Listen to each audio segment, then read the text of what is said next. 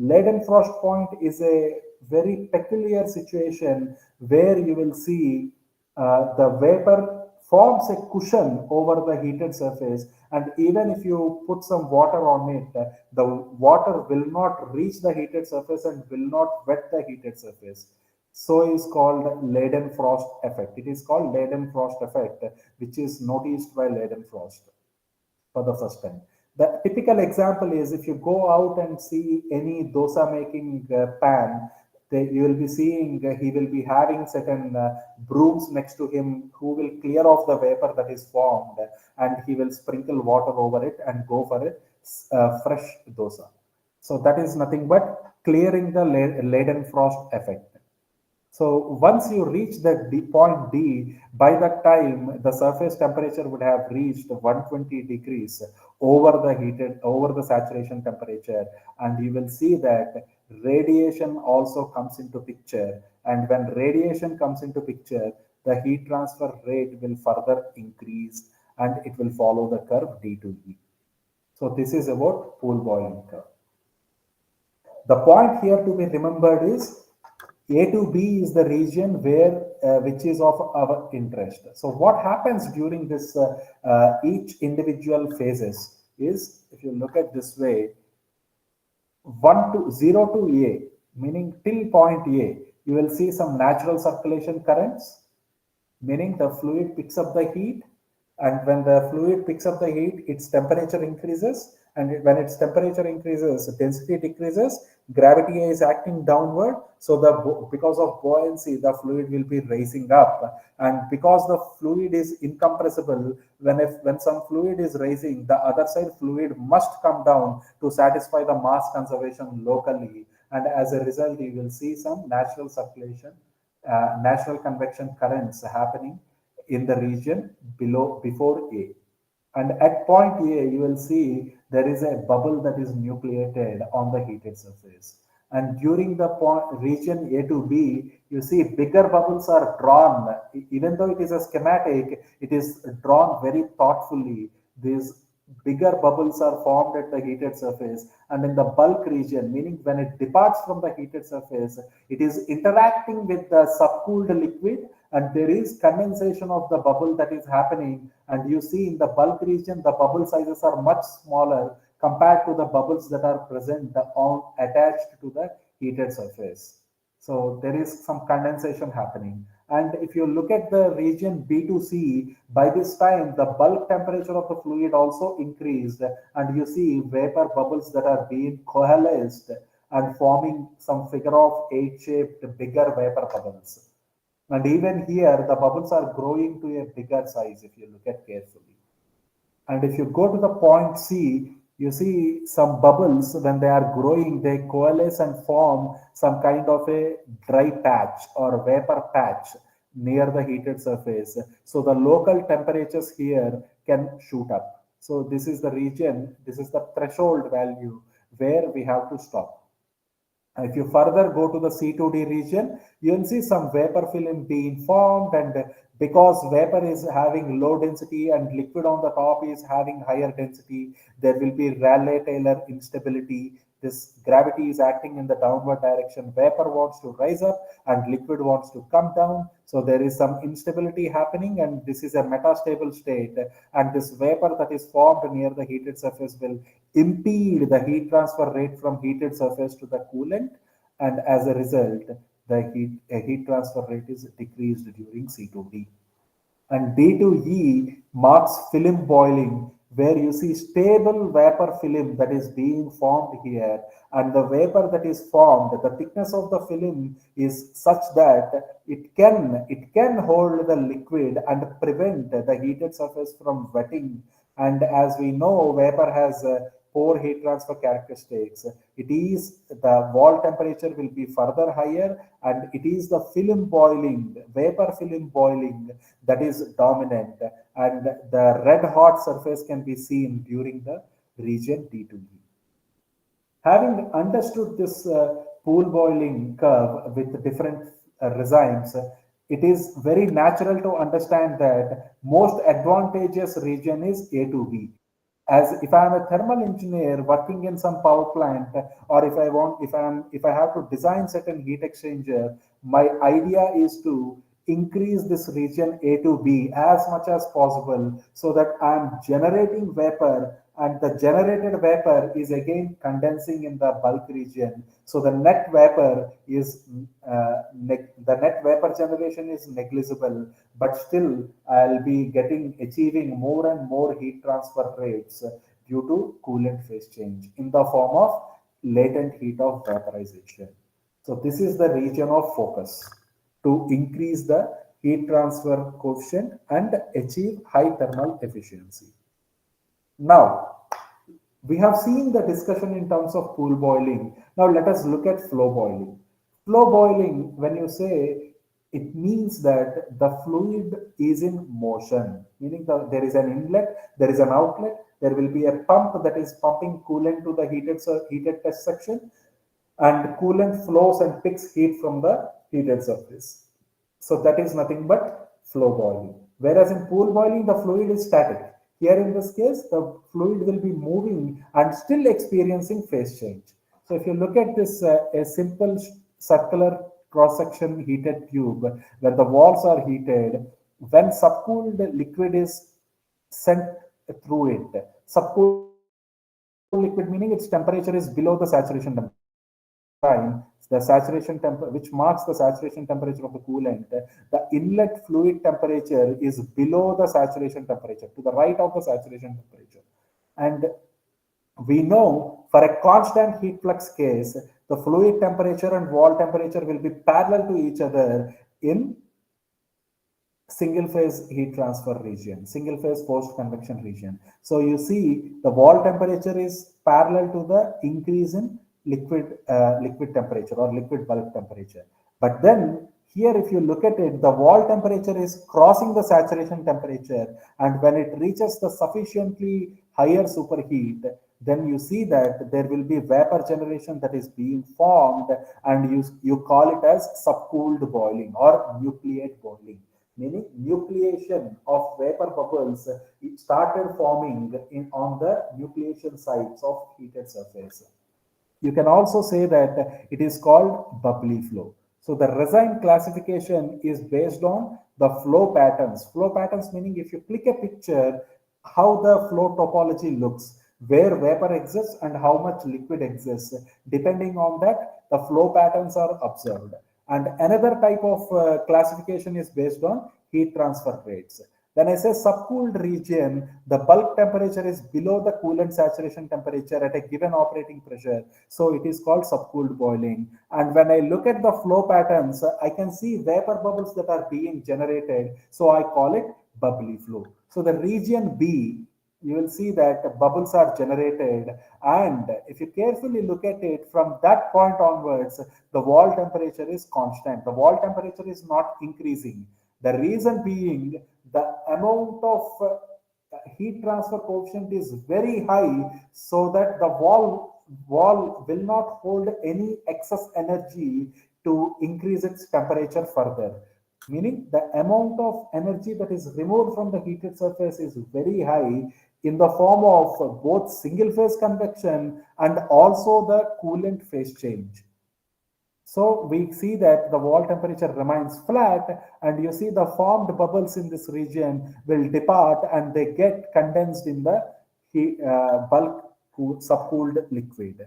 And if you move ahead along the length of the tube, the bulk temperature is reaching the saturation temperature. So in this region, the formed bubbles will not get condensed in the bulk region. Rather, they coalesce and form bigger vapor pockets, which are called slugs. So is the reason this flow regime D is called as slug flow. Flow regime is called as slug flow, and from point B, where the bulk temperature has reached the saturation temperature, is called saturated nucleate boiling. The fundamental difference between bubbles and slugs is when the bubbles are formed, they will be very small compared to the characteristic dimension of the channel, that is the diameter of the channel. So we call it bubbles. But when the bubbles coalesce and form a vapor pocket, big vapor pocket or slug, We call it slug because the vapor pocket size now is comparable to the size of the channel. So is the reason why we call it as slug, and the corresponding flow regime as slug flow. And as you move ahead, the slugs will coalesce and form a thick vapor core at the center, restricting the liquid to flow only along the heated wall, which resembles that there is an annular region. So it is called annular flow because liquid is restricted to flow only along the annular region. So is the reason it is called annular flow. Now, when you move further ahead, we have vapor flowing at the in the core region, and liquid film is flowing along the walls, along the heated walls. And we also know that vapor experiences lesser resistance compared to the liquid phase. That is because vapor viscosity is lower compared to the liquid phase viscosity. As a result, vapor will be moving at higher velocity and liquid will be moving at lower velocity. So now we have two fluids flowing together, but their velocities are different.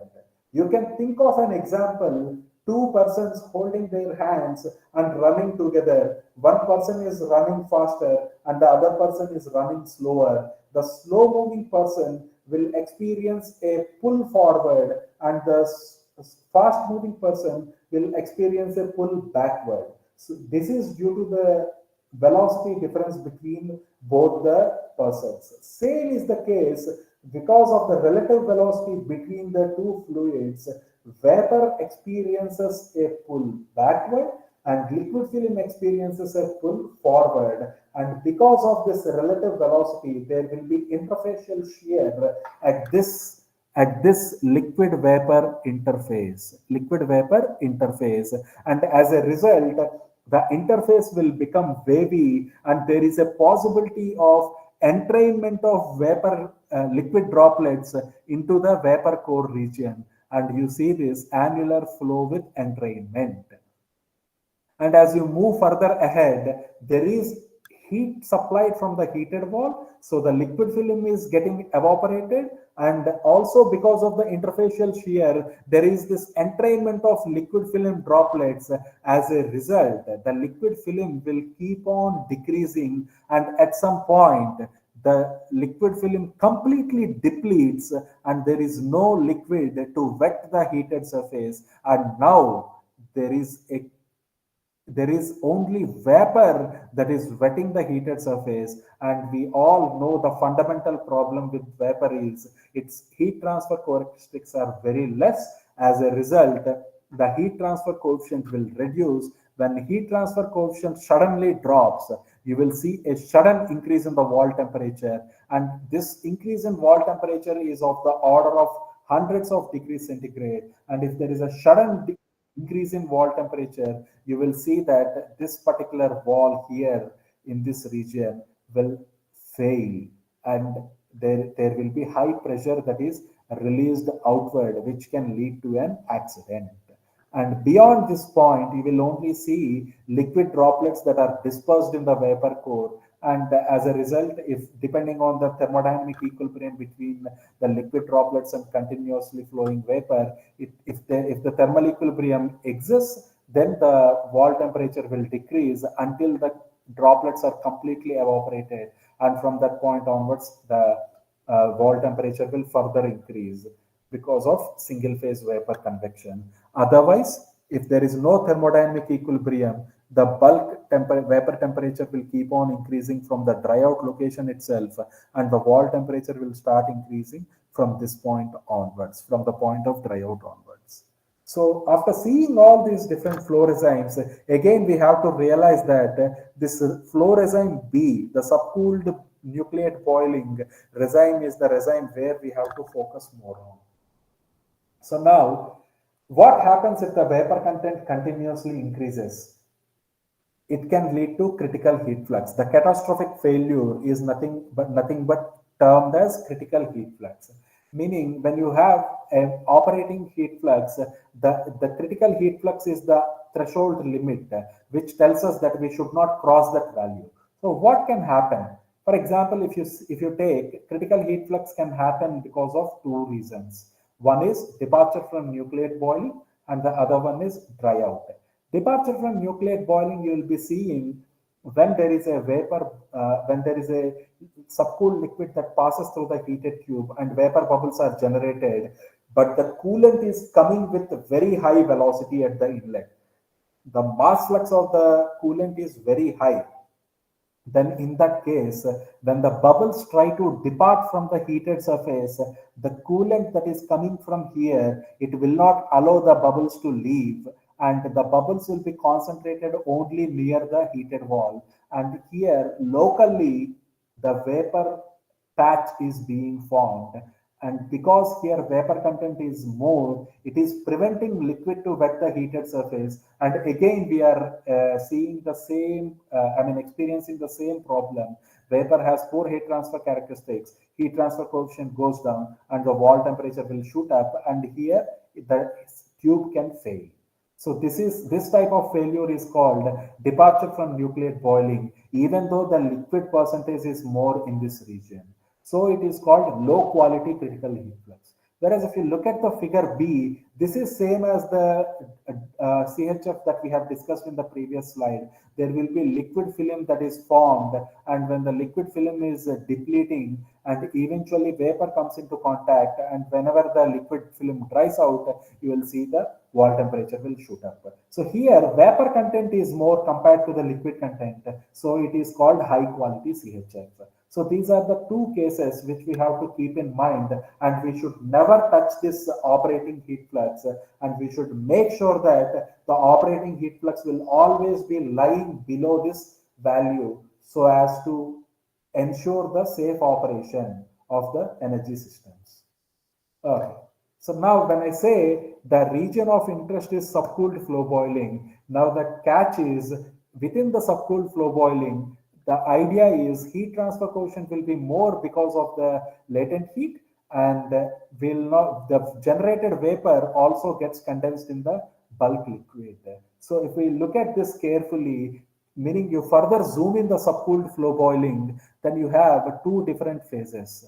One is onset of nucleate boiling, meaning that is the point where the bubble will start growing. The first bubble will start forming. When the bubble starts forming, there is a increase in heat transfer coefficient because of latent heat, and there is a small drop in the wall temperature. If you look at, there is a small dip in the wall temperature.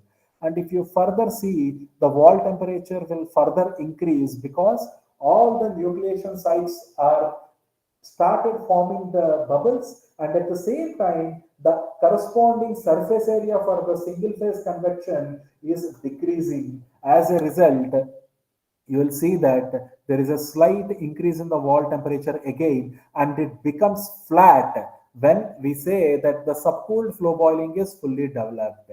When I say subcooled flow boiling is fully developed, all the nucleation sites are active now, and everywhere at every nucleation site, vapor bubbles are being generated, and as a result, high heat transfer coefficient is achieved, and more energy is removed from the heated surface. So there is no need for the surface temperature to increase further, and it becomes flat from here onwards. So this is the region where I have to operate, and I have to make sure as a thermal engineer that I will achieve this BC region more, so that my thermal efficiency will be very higher due to enhanced heat transfer rates.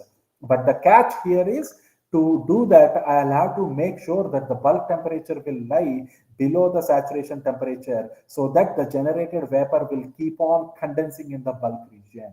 So the advantage of subcooled flow boiling is we achieve higher heat transfer rates, but the limitation is we will always be very careful not to entertain higher vapor generations and higher mass flow rates at the inlet, so that the bubbles will not be reaching the bulk region and get restricted to the heated wall region. So we have to avoid such operating conditions and find the operating conditions which results in higher heat transfer rates. Now, if I further zoom in and see what is exactly happening during the bubble generation, you will see that there is a bubble that is getting generated. Let us say at this point, when the bubble departs, or you start from this region. When a bubble departs, there is some waiting period, meaning the wall superheat and the near wall fluid temperature has to reach certain state where the chemical potentials etc will be favorable and the Gibbs free energy will be less than zero, so that during the heterogeneous nucleation, the bubble generation is spontaneous in nature. So for that, it takes certain time, and that time, during that time, the bubble diameter has only a very small value. And when you see that, when the bubble nucleation starts, it starts growing to say with certain slope, and till it grows and it reaches a certain size where its buoyancy force is dominating its surface tension force etc, so the bubble will try to depart from the heated surface, and when the bubble detaches, bubble detachment happens, again there will be a neck formation during the departure, so only some part of the bubble will be holding to the heated surface and remaining will depart to into the bulk region. So suddenly the bubble size will fall down, and till the next bubble generation favorable conditions are formed, it is called waiting period, and this generation will keep on happening. If you look at the growth rate, the rate frequency is much higher in the initial region, and at a later side it is very less, meaning the slope has increased. So this is because of the fact that the initial phase is inertial growth, and later phase is thermal growth, and the thermal growth has root t, and the initial inertial growth has t power t square. So is the reason here the frequency, I mean the growth rate is higher, and here it is lesser. If you look at the corresponding surface temperatures, when there is a bubble departure, you see single phase convection is happening. So the wall temperature will keep on increasing. And whenever there is a bubble nucleation happening, there is a small dip because of the increased heat transfer coefficient. And when the bubble grows to a certain region, and you will see that the wall temperature will keep on increasing. So this kind of a sawtooth profile will happen, and this bubble life cycle is nothing but called bubble evolution cycle. So now let us take a single heated rod, and you see how the vapor bubbles are formed.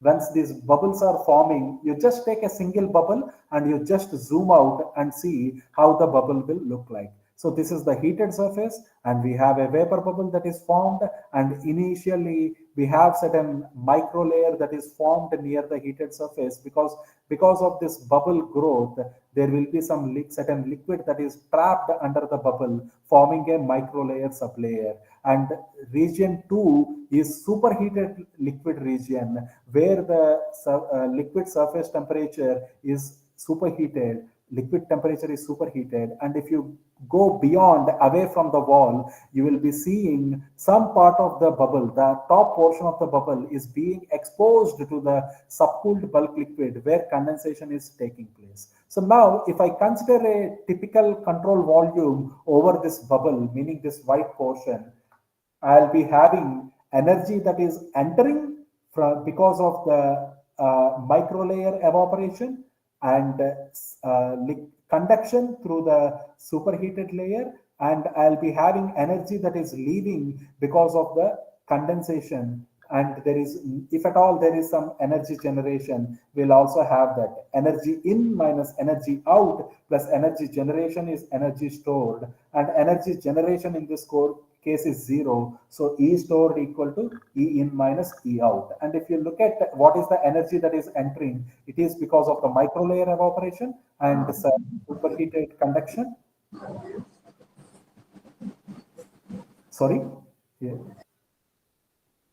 Okay. And we have energy that is leaving out is because of the condensation. So now if you write these expressions, energy that is stored is actually contributing to the bubble growth. So the bubble size is increasing. So density times latent heat times volume of the bubble, which is changing with respect to time, will give you the energy that is stored. And this should be equal to energy that is entering because of microlayer evaporation and energy that is entering because of the superheated conduction and energy that is leaving because of the condensation. So if you look at this dRB by dt term, meaning the rate at which the bubble grows, you will be seeing these three terms. One is because of the superheated conduction, and other is because of the microlayer evaporation, and other is because of, and this negative with a negative sign is because of the conduction. So this kind of an equation when solved will be getting a profile of bubble radius with respect to time. So when we plot that, you will be seeing bubble diameter versus time is actually coming like this model 1. Model 1 is considering all the three types of resins 1, 2, and 3: microlayer evaporation, superheated conduction, and condensation. Whereas if you look at the individual components, that is evaporation from microlayer, you see this is the contribution, and conduction, this is the contribution, and condensation, this dotted blue line is the contribution. At every time, let us say at t equal to 0.1, you draw a vertical line and see the intersections. The contribution of condensation is some value close to 0. The contribution of conduction is some value close to 0.1. The contribution of evaporation microlayer, some value close to 0.2. And if you sum up all the three, it is some value close to 0.3. And you will be seeing the experimental data is varying with the square symbols, and model 1 is able to predict properly with the experimental data. So this is one kind of a benchmark validation studies. And once I understand how the bubble is growing, and if I predict the bubble size properly, bubble growth rate properly, then the next step is how to find out the bubble departure. When I say bubble departure, the bubble is actually departing from the heated surface when it is sufficiently grown. So what is the mechanism? When the bubble is attached to the heated surface, there will be certain forces that are acting over it. For example, there is bubble attached this way, and you see there are two different contact angles, alpha and beta. This is because if you draw the normal to the wall, the bubble is not symmetric. It is asymmetric because there is flow happening from one side. If you look at this, along the x direction, there is a flow, and so this bubble will be asymmetric to the normal that is drawn perpendicular to the heated wall. And so is the reason we see advancing contact angle and receding contact angle, alpha and beta, which are different. So there is an asymmetry, and because of this asymmetry, and when G is acting vertically downward, you will see that buoyancy force will be acting vertically upward. And when buoyancy force is vertically acting upward, the contact force near the heated wall is because of the surface tension. And you see this surface tension will be acting tangentially to at this bubble solid interface, and as a result you will see there is a x component of surface tension which is acting along the x direction, along the flow direction, and another component, vertical component or y component of surface tension, the normal component of surface tension, is acting downward, which is actually preventing the bubble to go depart into the bulk liquid. Now, also the bubble size is not constant. With time, the bubble size is increasing. So you will have unsteady drag, that is because of the drag force, unsteady drag because of the bubble growth and the surrounding fluid that is flowing over it. It is also called added mass effect, added mass effect. So that is the reason why we have FDU Y component and FDU X component in both longitudinal and transverse directions to the flow. Then we have quasi-static drag. If you, even though it is a temporal, transient phenomena, if you consider a certain size of bubble, there will always be some mean flow that is happening, and that mean flow will experience certain drag, and that drag is nothing but quasi-static drag. And surface tension force is accounted, buoyancy force is accounted. Now you have shear lift force. When there is constant flow that is happening and bubble has lesser density compared to the liquid, and therefore the curl of velocity, the curl of bubble velocity actually will create a force that will act as a lift force on the vapor bubble. So it is acting at certain angle and away from the heated wall. That is nothing but shear lift force. For any bubble to exist, the pressure inside the bubble should be higher than the pressure outside the bubble. Then only the bubble can sustain. Otherwise, the bubbles will collapse. If you see, if you dip the bubble generator in the some kind of a bent iron string or something, and if you just blow your air onto it, you will be generating a soap bubble. The soap bubble will remain intact as long as the pressure inside is higher, and as the external pressure is higher, the bubble will collapse. So that is the contact pressure. It is purely mechanical balance of the pressures inside and outside the bubble. That is FCP. And FH, this is nothing but the hydrodynamic force, because there is the bubble is under the fluid, so it will experience certain hydrodynamic pressure and as a result hydrodynamic force. Now if you resolve all these forces, one in the normal direction, that is in the y direction, and one in the x direction, that is along the fluid, along the flow, then we can get this sigma Fy greater than 0, meaning there is an unbalanced force acting normal to the wall. Then the bubble will depart away from the wall, meaning it will depart this way, depart along the y-axis normal to the wall. If that is not the case, if sigma Fx is getting greater than 0, then the bubble will start sliding over the heated surface, meaning the bubble will start sliding over the heated surface along the flow direction, along the x-axis, right? So we need to see how the bubble is departing, what is the bubble departure size, and also what is the bubble departure behavior. Because if it is lifting off, it is departing perpendicular to the wall. That means it will go into the bulk region and it will condense. But when it is sliding along the heated surface. Let us say if this is the one nucleation site, and if there is another nucleation site along the x downstream the vapor bubble, this bubble will slide and interact with the growing bubble, and it will coalesce and form a bigger bubble. And forming bigger bubbles near the heated wall is dangerous because it causes departure from nucleate boiling.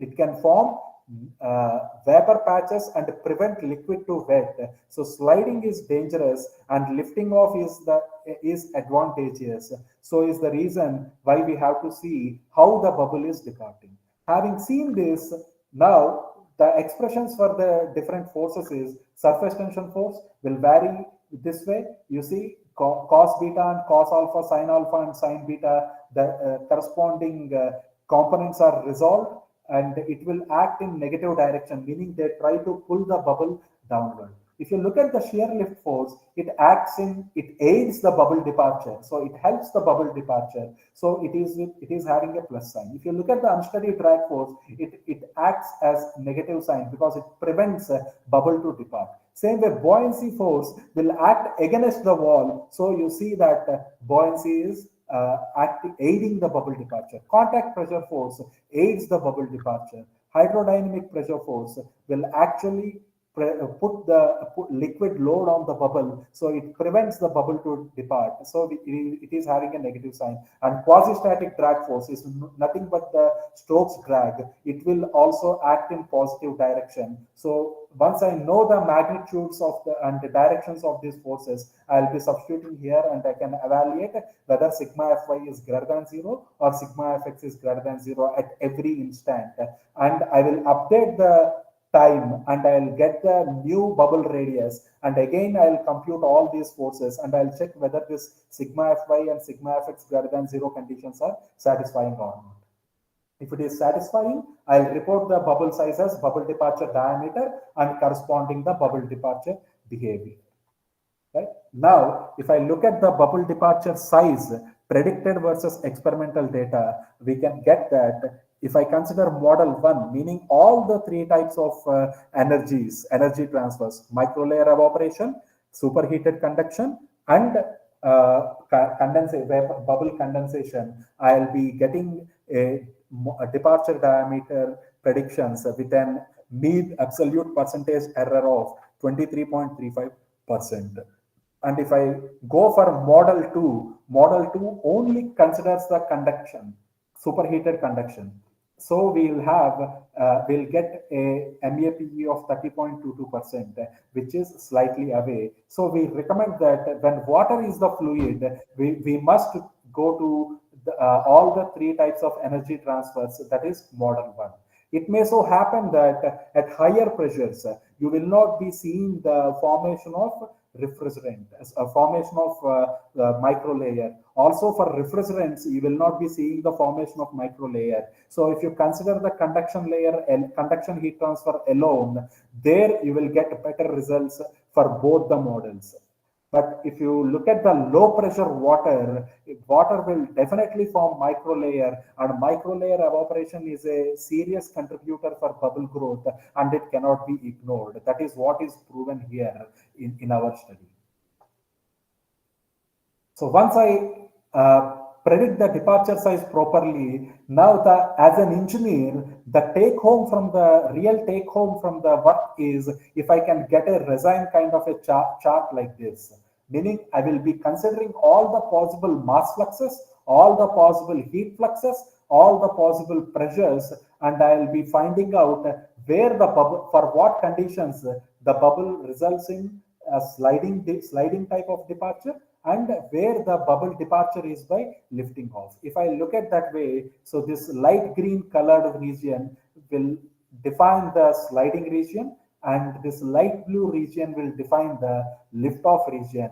And if I see this kind of a resign map to any thermal engineer, I should operate, looking at it, I should be choosing my operating conditions such a way that I will always be falling in lifting region. The bubble departure will always be falling in lifting region. So when a bubble is generated, it will depart, it will lift off, and it will get condensed in the subcooled liquid. So heat vapor generation is negligible there.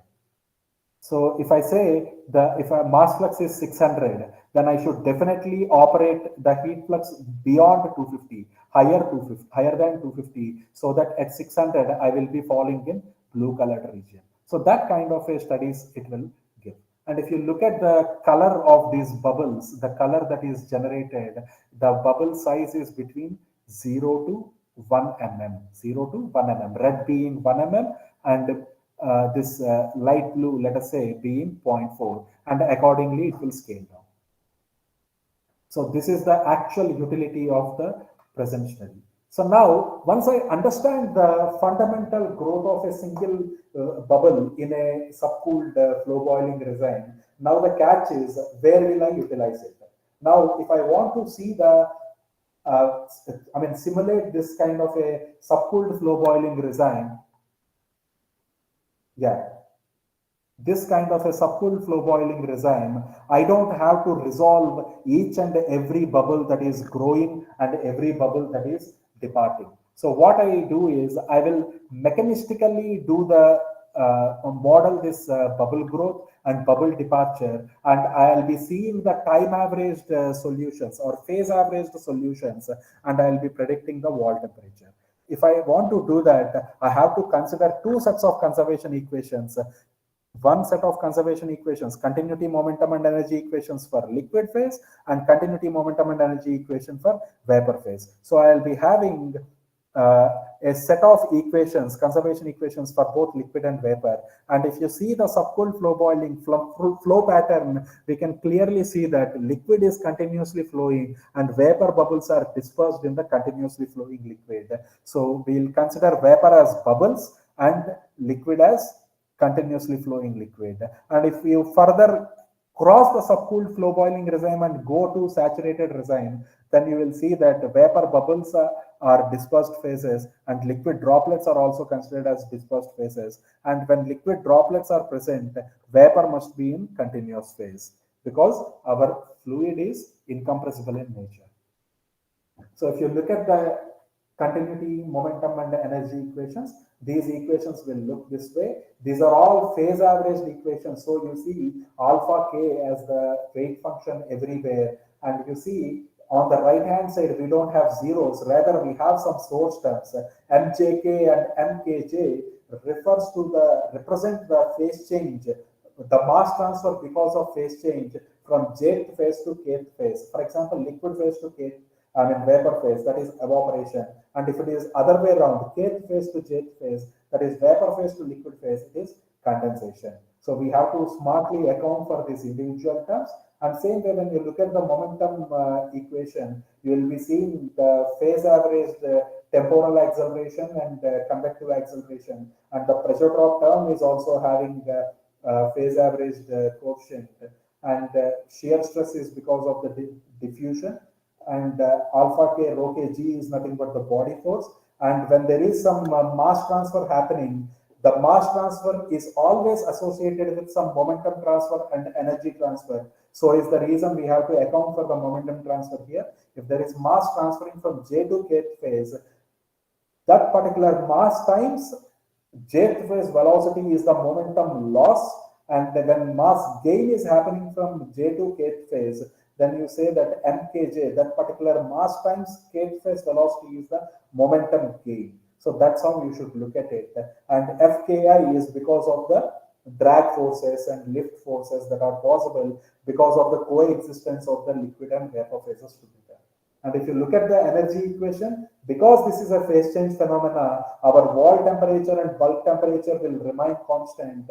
So is the reason we will not be able to detect any changes in the temperature. So we express energy equation in terms of enthalpies, and you see this alpha k, volume fractions are the weight functions, and qk discusses the thermal diffusion, and mjk hj minus mkj hk represent the energy transfer associated because of the mass transfer or evaporation or condensation.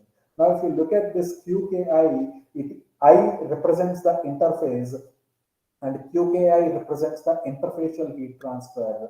Because liquid and vapor are coexisting, if vapor is at higher temperature, it can cool down, giving some energy to the liquid across the interface. So such kind of phenomena can be calculated using QKI. Now, if you carefully look at it, these three sets of equations will have velocity as unknowns, alpha is an unknown, and hk, enthalpy is an unknown, and pressure is an unknown.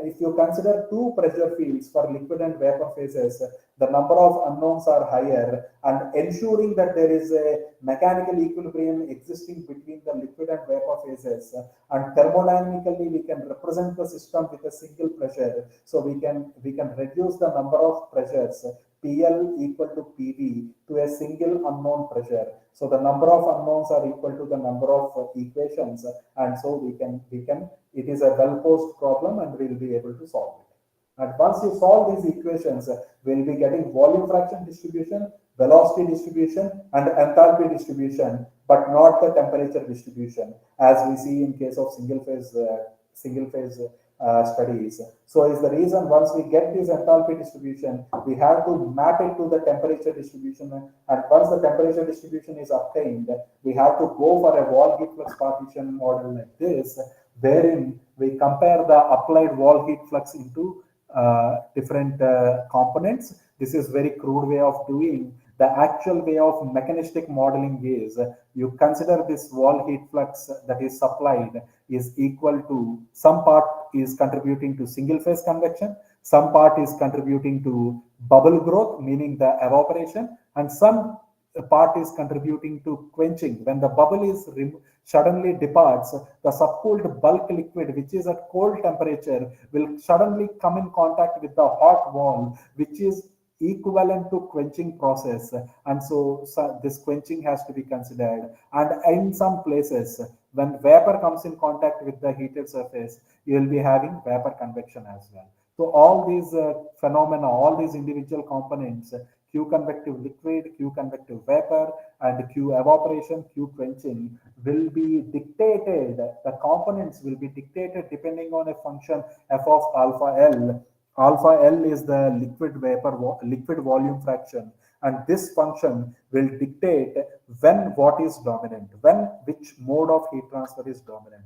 If I say that f of alpha L is very low, then you can say that 1 minus very low value is higher, and very low value multiplied with these components will decrease these components weightage, and vapor convection is very high, right? So that's how we have to look at that. And this function is defined this way with a critical alpha L value given, which is typically considered as 17% of the vapor. When the vapor percentage, when the liquid volume fraction near the wall is below 17%, then you see that this particular value, this particular function of f of L will be activated. And if the liquid volume fraction near in the vicinity of the heated wall, the local liquid volume fraction is greater than the 17%, that is alpha L critical, then you will see that this particular expression will be activated. So what happens if it activates? So that is what we have to see. And the individual components of this Q convection, Q quenching, and Q evaporation depends on what is the available surface area, heated surface area for the liquid and vapor phases. So to account for that, we should know what are the number of nucleation sites on the surface. If I know the N value, N times, meaning those many bubbles will be generated on the heated surface. If I know the bubble departure diameter, that will be the amount of vapor that is removed from the heated wall, I can say. And if I get the bubble departure frequency, I can find out the time scale with which the bubbles are getting departed. Drag force, non-drag forces, interface heat transfer, dispersed phase size. So all these parameters are required to evaluate the source terms in the conservation equations as well as the individual heat transfer components. And once if I calibrate these models and if I carefully implement, then I'll be seeing that the wall temperature, the bulk temperature, if you look at it, the liquid temperature will initially be increasing as part of the single phase liquid, and it becomes flat because it reaches the saturation temperature. And if you look at the wall temperature, initially it is varying parallel to the bulk temperature, and once it touches the single phase heated surface temperature, it is flat. And at some point, when the vapor comes in contact with the heated surface, you will see that there is a sudden shoot up in the wall temperature, and the wall temperature has increased drastically.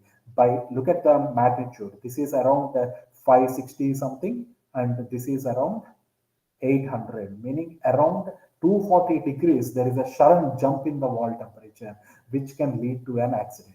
Now, if I look at the corresponding heat flux components, initially single phase convection is dominant. So you see it is there, and evaporation, Q evaporation is, you see it is slightly increasing. And Q quenching, meaning the bubbles when they are departed, the subcooled liquid is coming in contact and quenching the heated surface. So you see that this is also dominant, and if this is the total applied wall power. And if you see vapor convection, it is zero, meaning it is negligible as it is with the single phase liquid convection heat transfer coefficient. So you see majority of the dominance is because of evaporation, and you see this quenching heat transfer. And as you move along, when the bulk temperature is becoming saturation temperature, there is no quenching happening because the coolant is also at saturation temperature. So there is no quenching happening, and quenching component gradually decreases and it becomes negligible. So the only dominant heat transfer mode is evaporation, and you can see that it is matching with the applied wall heat flux value. And when there is a vapor content that is increased, and you see this vapor convection is picking up and the evaporation heat transfer rate is coming down, and eventually when there is a shoot up in the wall temperature, vapor convection is the dominant mode of heat transfer. So this is how we have to read these figures. And once we understand this, then we can apply it for a actual rod bundle in nuclear reactors, where we exploit the axisymmetric case and we take the 1/8 geometry, and we can see that there is a 1150 degrees or 1150 Kelvin temperature that is formed on the heated wall here on rod 3. Rod 3 is this rod, and this particular region is the corner region that is corresponding to this high temperature. 1150 Kelvin, you imagine it is supposed to be at 550 Kelvin, but it has reached 1150, meaning almost a 600 degrees jump, which will actually destroy the rod surface and leads to some nuclear accident. So is the reason why we have to model this departure diameter, and we'll also have to carefully make sure that it is calibrated properly. And then if we predict the CHF after calibration, we see the modified bubble departure diameter is actually reducing the error. You see these red curves, and error is around, let us say the maximum error is around 45% in this case, but here the maximum error is reduced to 20%. Same way here the maximum error is even touching 40%, and here the maximum error is touching around, less than 20%. So that way calibration with these mechanistic or analytical models is much more helpful. And you can also predict with the improved bubble departure correlations, the region of dry patch that is being formed. See, you look at this 0.83, where we say that 17% is liquid and 83% is vapor. And if the vapor content is more than 83%, or if the liquid content is less than 17%, you will see there is a dry patch that is being formed. And in this dry patch region, look how the temperature is changing drastically. In the small region, you will see the temperature is drastically changing from what is the value? You look at this, blue is somewhere around 90, and it is reaching to 475 here. And it is wall superheat, not it is meaning the excess temperature over the saturation temperature. So this is the actual utility of the case, and you can also further improve this by considering the different size of bubbles, which is called as multi-size group modeling of vapor bubbles, where you consider different classes of bubble sizes, and you will see bubbles coalescing and forming, small bubbles coalescing and forming a bigger bubble, and bigger bubbles breaking to form a smaller bubbles. So bubble breakup and bubble coalescence can also be modeled, and it is nothing but population balance model. Population, you call it population balance because when there is a bubble breakup, it is marked as a death of the bigger bubble and birth of the small size bubbles. And same way, when there is coalescence happening, it is the birth of bigger bubble and death of smaller bubbles. So that way you can solve several such continuity equations for each class of bubble sizes. Fi represents the mass fraction of the particular bubble size, and you can actually improve further resolution. But at the same time, it is also computationally very expensive compared to a monodispersed model. So if we see the summary of the talk, we have realized that boiling heat transfer is necessary to achieve high heat transfer coefficients, and we have seen that controlled phase change processes are required so as to regulate the vapor that is generated, and we have developed a simple model based on energy balance for bubble growth and based on force balance for bubble departure modes, and we have derived a design map for detecting the bubble departure behavior and size without even running any simulations. And then based on that, we have calibrated the bubble departure diameter models at low pressure conditions, and we have used those in two fluid model framework, and we have validated with the experimental data, and we could predict the dry patch, and we have also seen what will be the typical future scope utilizing the polydispersed models. And with this, these are some of the references, and these are I must acknowledge my students and collaborators, and also the organizing team of Swarnandhra College of Engineering and Technology for giving me this opportunity, and the support of my institute, without which I will not be able to deliver this talk. So With this acknowledgements, I'll thank the organizing team once again and also thank the audiences for their kind attention. Thank you. If there are Thank any you, sir. questions, I will be happy to take them. Thank you, Yes. sir. Dear participants, you can post your queries now or otherwise you can unmute yourself and ask your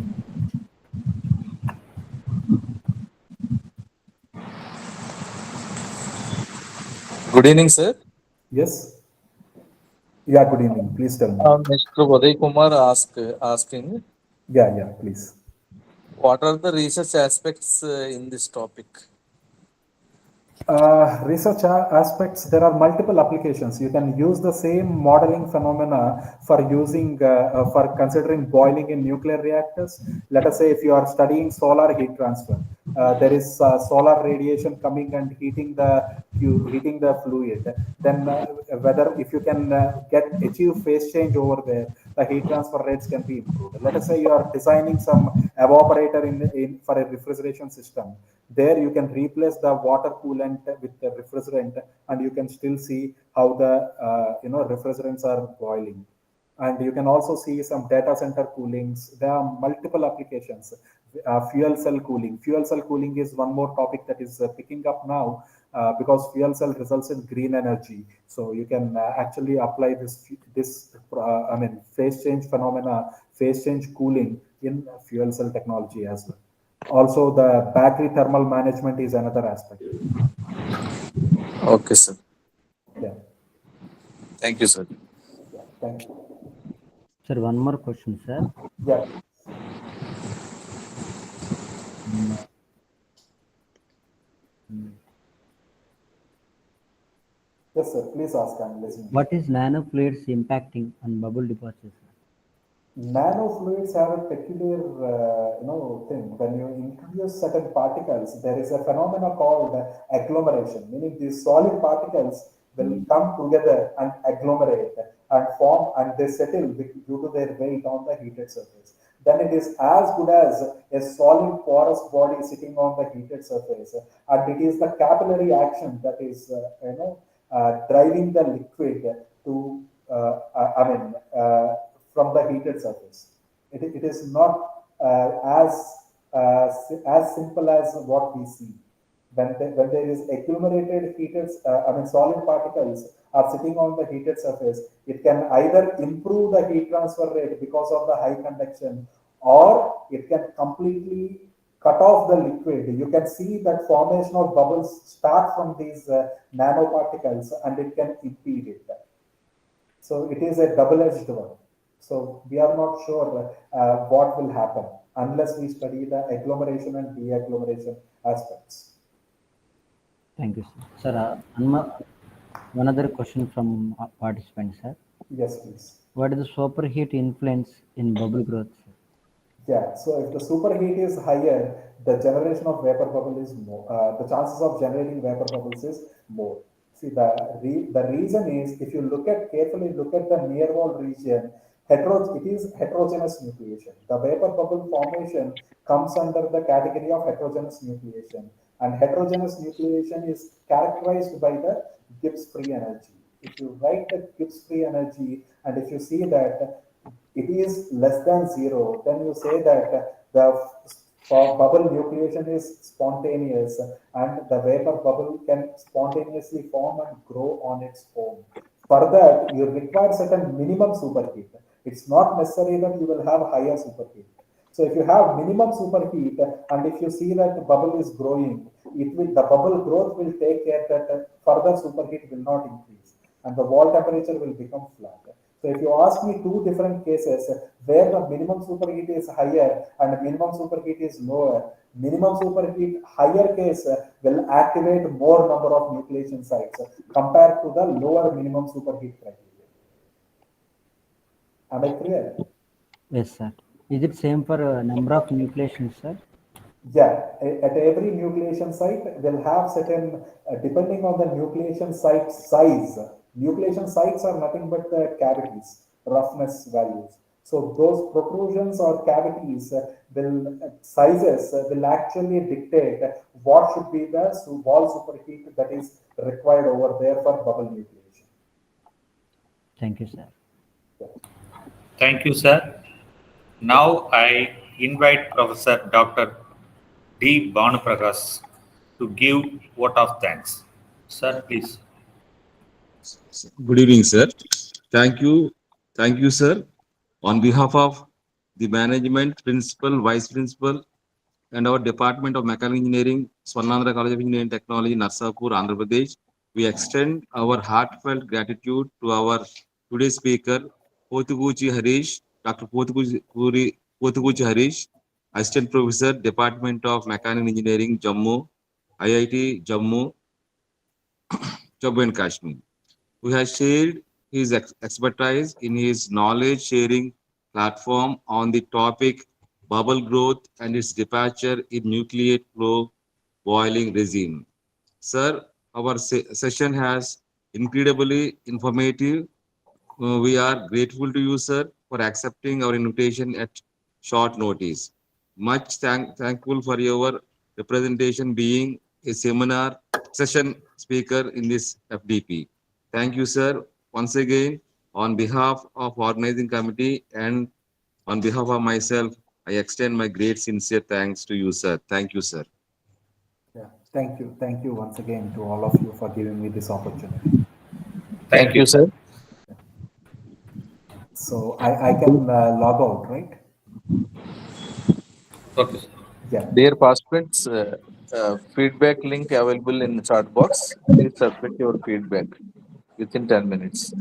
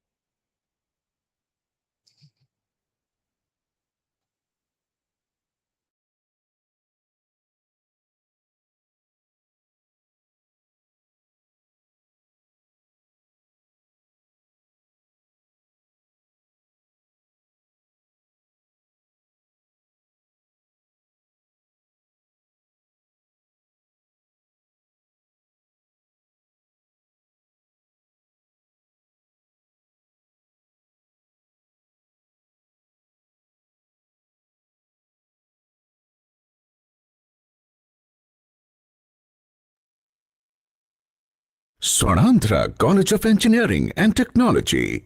Unleash your potential. Build your career here. Godavari Delta in Andhra Pradesh, with its finest soils and pleasant waters, is the richest region for its age-old traditional and cultural heritage. The Vasishtha Godavari, a tribute of river Godavari, flows fluently with all that vibrant erudition spreading along its banks. Our college was established in 2001 by the Vasishtha Education Society to produce global, competent and dynamic professionals, creating Center of Excellence in Technical Education for Empowerment. Apart from curriculum, we train in the latest technology like data science, VLSI, Python, full stack, Java full stack, SAP, process integration, ABAP, FICO and ERP. Swarnandhra College of Engineering.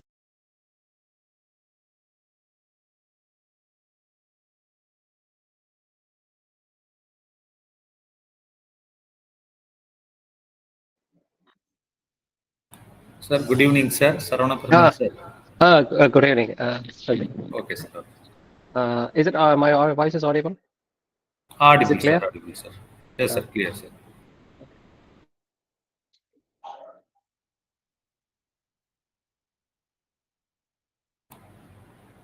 Now it's my pleasure to invite Professor P.S.N.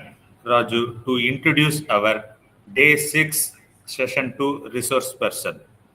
Sir, please.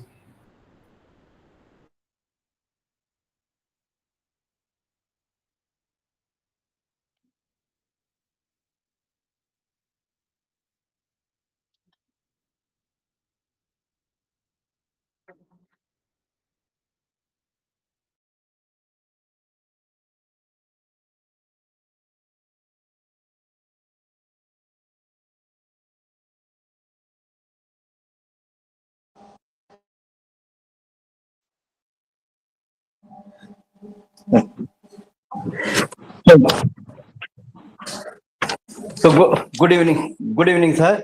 Well, good evening, one and all. I am I am really happy to introduce our today's section speaker, Dr. Sarvanand Perumala, has extensive teaching experience as an academician for nearly 2 decades in mechanical engineering. In addition to teaching mechanical engineering at Tyagarajar College of Engineering from July 2003 to June 2023, he served as an associate dean curriculum development and automation. Currently, he holds in position associate professor in Department of Mechanical Engineering at the National Institute of Teachers Training and Research, Chennai. Sir obtained his bachelor's in Mechanical Engineering, Tyagarajar College of Engineering, Madurai in 2001. Master's Manufacturing in Engineering from the Madras Institute of Technology, Anna University, Chennai in 2003, and PhD in Mechanical Engineering in the domain of robot trajectory planning from Anna University in 2013. Sir has research interests include the use of the vision-based robot manipulation and investigation for assembly automation. Sir also current research activities involve the supervision of research scholars involved in the based robot applications such as vision-based algorithms for assembly automation, intelligent algorithms for warehouse automation, virtually reality-based assembly training, automated license plate, authorization framework from multi-view ML. And SAR has involved in several research articles. They have been published in international referred journals such as in International Journal of Robotics and Automation, International Journal of Advanced Robotic Systems, International Journal of Computer Vision, next one is Assembly Automation, Journal of Intelligent and Robotic Systems, IET Intelligent Transport Systems, Expert Systems with Applications, Journal of Intelligent and Physics Systems. And SAR was a young scientist fellow at IIT Delhi for 2 months in 2015 under the guidance of Professor S.K. Shah, Professor of Mechanical Engineering at IIT Delhi. He has also completed an industrial internship at JK Pennar India Limited, Madurai in 2022, aimed at improving productivity through fatigue management. And he was also involved in industrial consultancy work for Honeywell Technology Solutions Private Limited, Madurai, on the human estimation from CCTV, foot web pages, push pages in 2018 and 19. Sir has further demonstrated his expertise by serving as a reviewer for highly regarded journals such as IEEE Transactions and Automation RAS Madras Chapters Executive Board. Currently, he was a chair of the ISGM SHRK 12 Madurai chapter in 2023-24. And currently, he is a member of the ORS ISQ Central Council. And Sarah as a recipient in number of awards and accolades, including International Conference on Petrology, Intelligent IGIP, International General Engineering Educator Award for the International Society of for Engineering of the Pedagogy, Austria, TNSCST.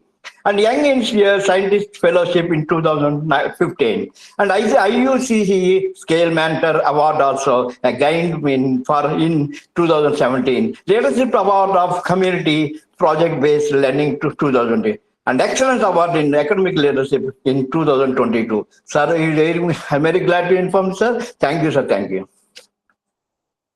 Thank you, sir. Now I hand over the forum to today resource person. Sir, please. Okay. Very good evening, all. And I have to thank Dr. Sanjay Kumar for giving me this opportunity to have an interaction today. and I have to thank Satyanarayana for providing a very detailed introductory part. I hope can I see my presentation? Yes, sir. Is it available? Is it visible, sir? Yes, sir. It is visible, sir. Is it visible? Okay, fine. Thank you. So just voice is clear, isn't it? Yes, sir. My voice is okay. Fine. Thank you. So thank you so much for this opportunity. And my session will be on robotics for factory automation. On this CFDP on recent advancement in mechanical engineering and its application. It's a great initiative. Surely it's going to be on the end verge of it. I'm giving this presentation. My presentation will be on this way. That is the introduction, evolution of robotics and robo applications, and what are the scopes and ways and means we can do the research in the area of robotics. And with a concluding remark, we will be doing it. So as much as possible, I will try to be interactive as much as possible. And I expect your responses. And you can stop me at any point of time, ask for questions. I'm happy to answer for it. So let us start with my presentation that robotics is a technology with a future and a technology for the future. So this statement says that always the robotics is concerned, it has a great future, and it is moving towards make the our world towards the future also. So it has a very wide scope in terms of its implementation and innovation part. So further, we can end up with this with a concluding remark how this robotics is progressing on. Possibly, I will start with a small video instead of making to work more theoretical way. I shared this video, just observe it. I expect your responses on this video. Whatever you observe, just text it on the chat box. Is it fine? I will start sharing the video now.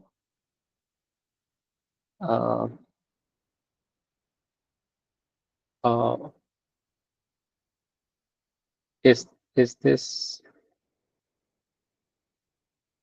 video is available? One second.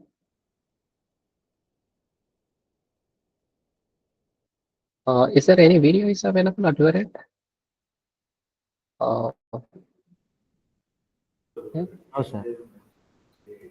Okay. Oh, sorry. I will something on. I will do it again. Probably I will switch off my video so that the streaming will be a bit convenient for us.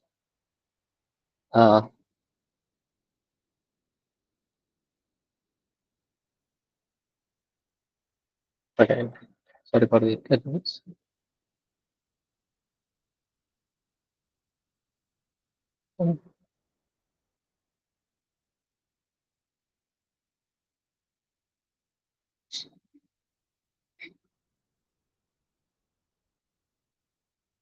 Yes, the screen has been shared at your end.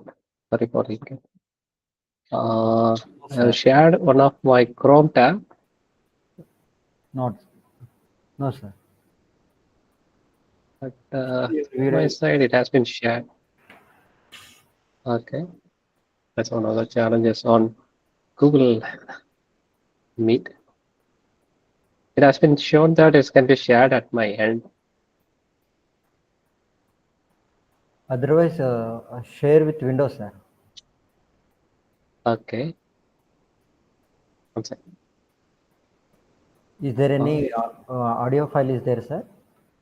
That's where the audio file is there. Therefore, I could not do So share with Chrome tab, sir. that's where I have shared the Chrome tab actually.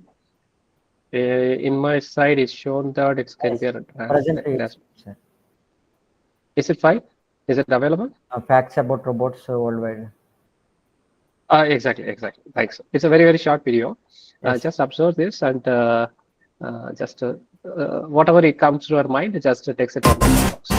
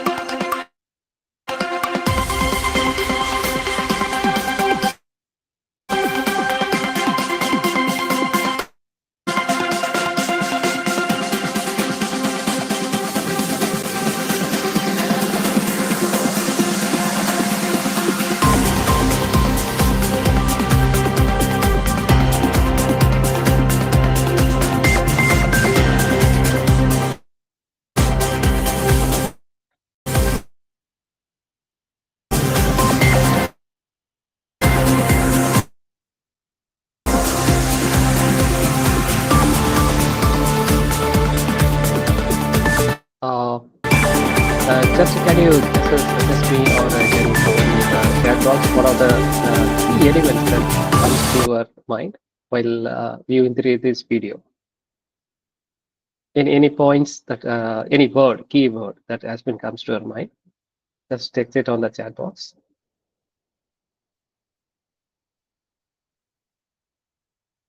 Yes, any quick point? Dear participants, you can post your queries, or you can unmute yourself and you can ask.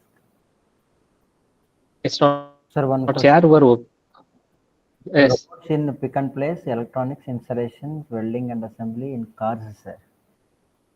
Yes, good. Thank you.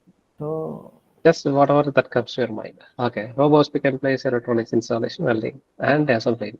Yes, good. Thank you for the Sarata. Yes, sir. we have seen some numbers in different Okay. industries. Yes, I'm just disabling my video just for a better streaming. Okay. Yes, the numbers are there. Is it not? Can you find out what are the industries that are consuming maximum robots? Manufacturing. Which kind of industries? I think manufacturing. Manufacturing, particularly on the automobiles sector, mobiles, good. Electronics and metal. So just we will go through that. So I'm just giving in some kind of statistics that what is the scope of our robotics towards our cases. This is going to be one of the report from the International Federation of Robotics. You can see that the volume of robots has been installed per annum. So it's at a annual installation of industrial robots in terms of thousands. So you can see that there's a huge growth of this. Okay, so you can see that at the end of this area, you can see that the scope is increased. Again, this is the area in which the COVID has been occurred. So where the human supposed to be replaced with the machines, so which requires some kind of robotics in here. And also it has been observed that the Asia specific area has been progressing or evolving in a greater way.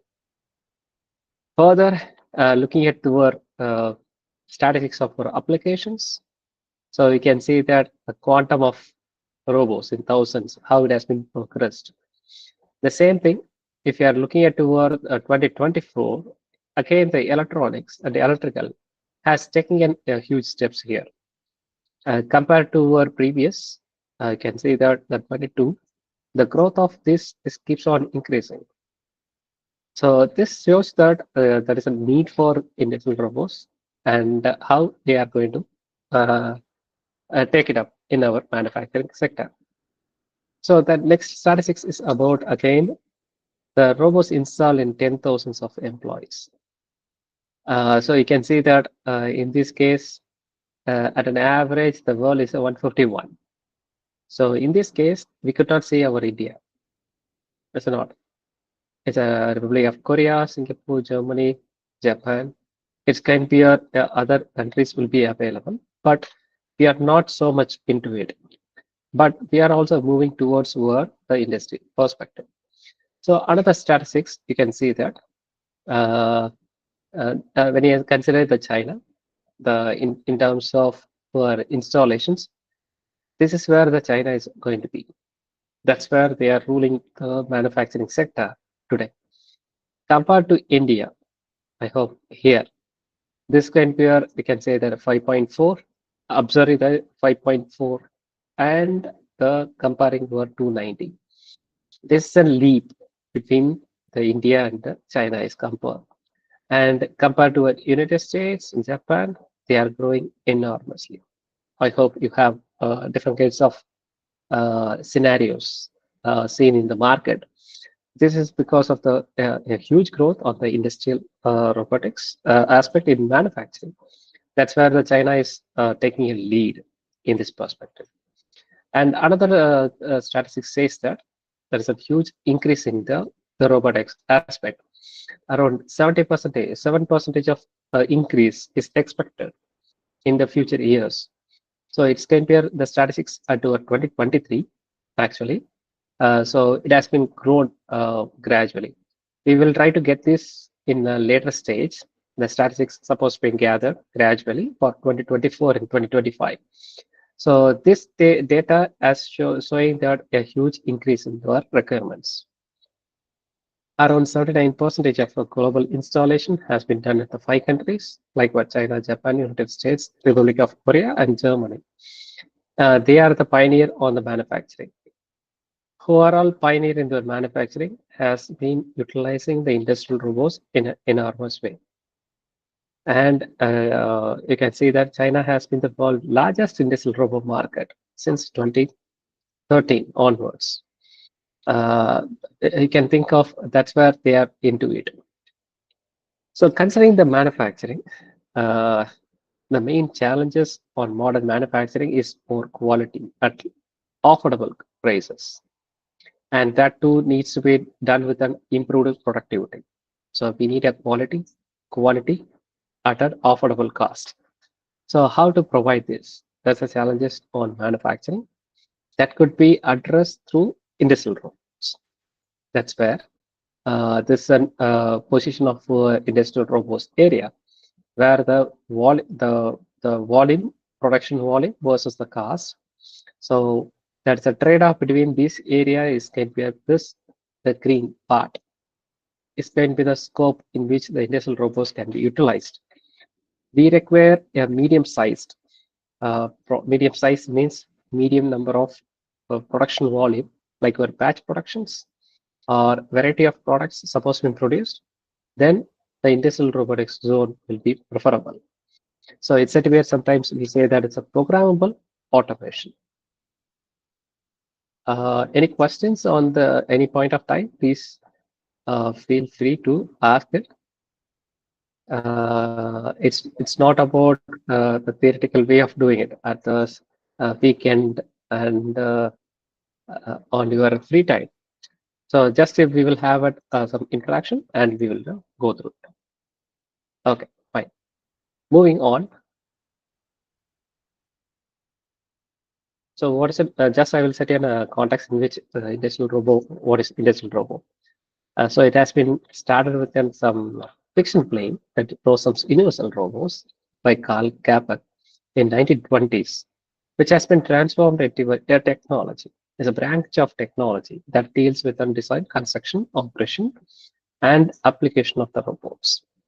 So this has been made into a new domain where the automation is going to be taking up at the end of the verge of war. After the World War II, everyone has going towards more automation. So that they have been devised some kind of 3 laws for robotics.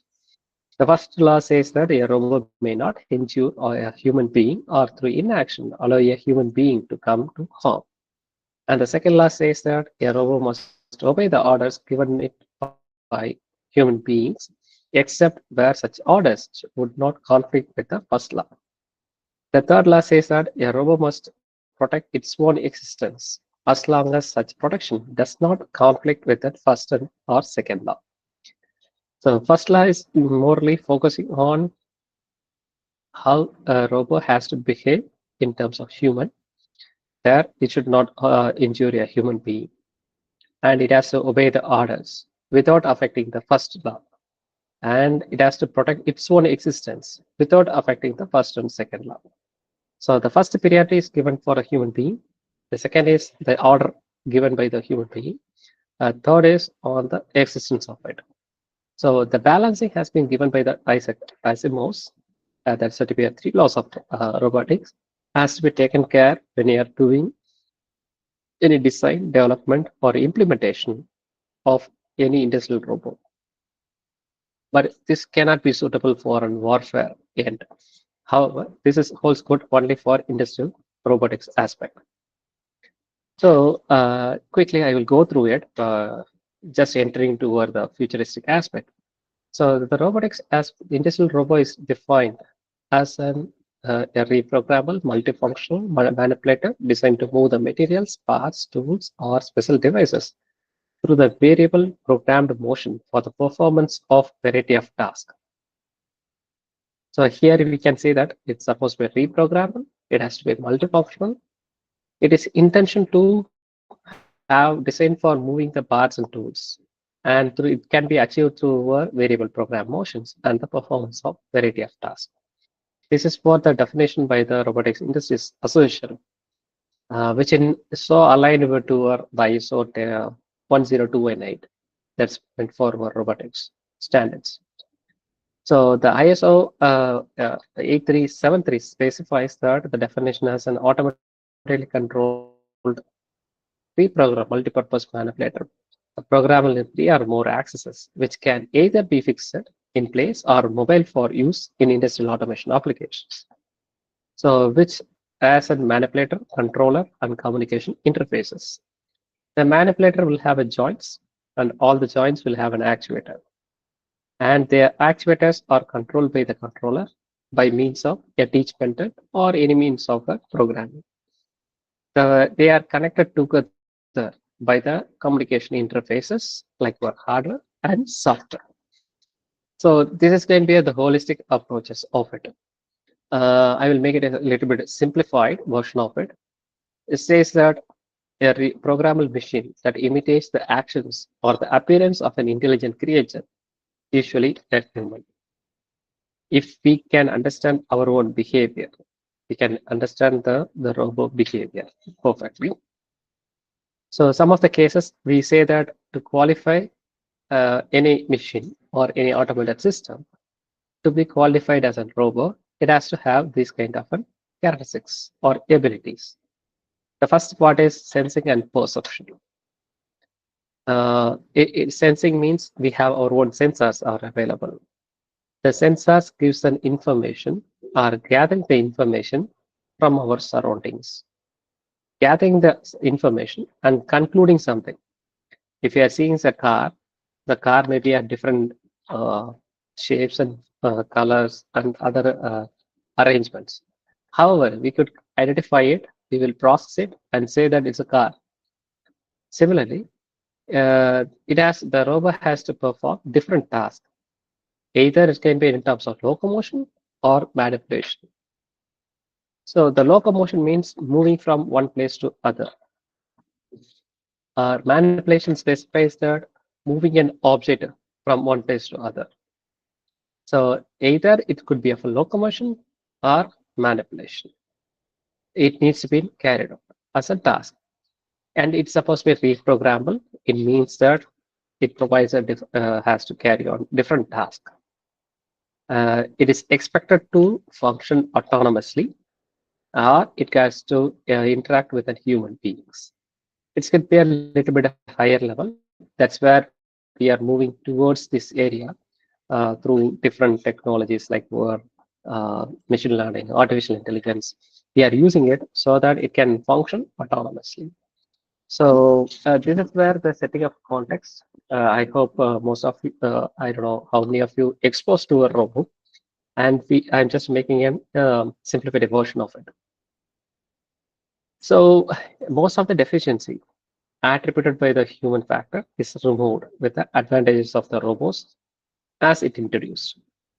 But if a robot is added to a welding setup consider, the problems also keeps on increasing and the complexity is going to be higher.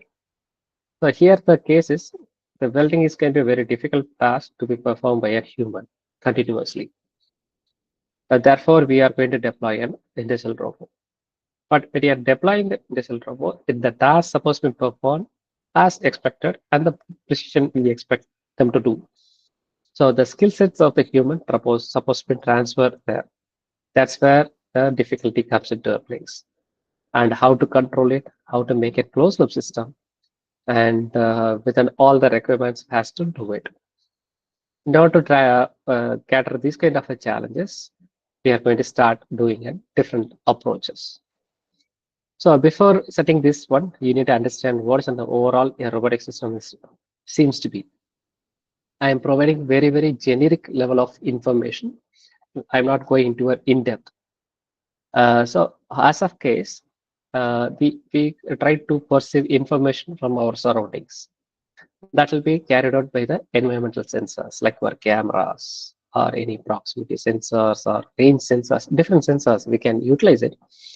This information from the external environment, we will be collecting the information that will be utilized for motion planning, like moving an object from one place to other, how to do it, and what is the kind of a controller we are going to use it.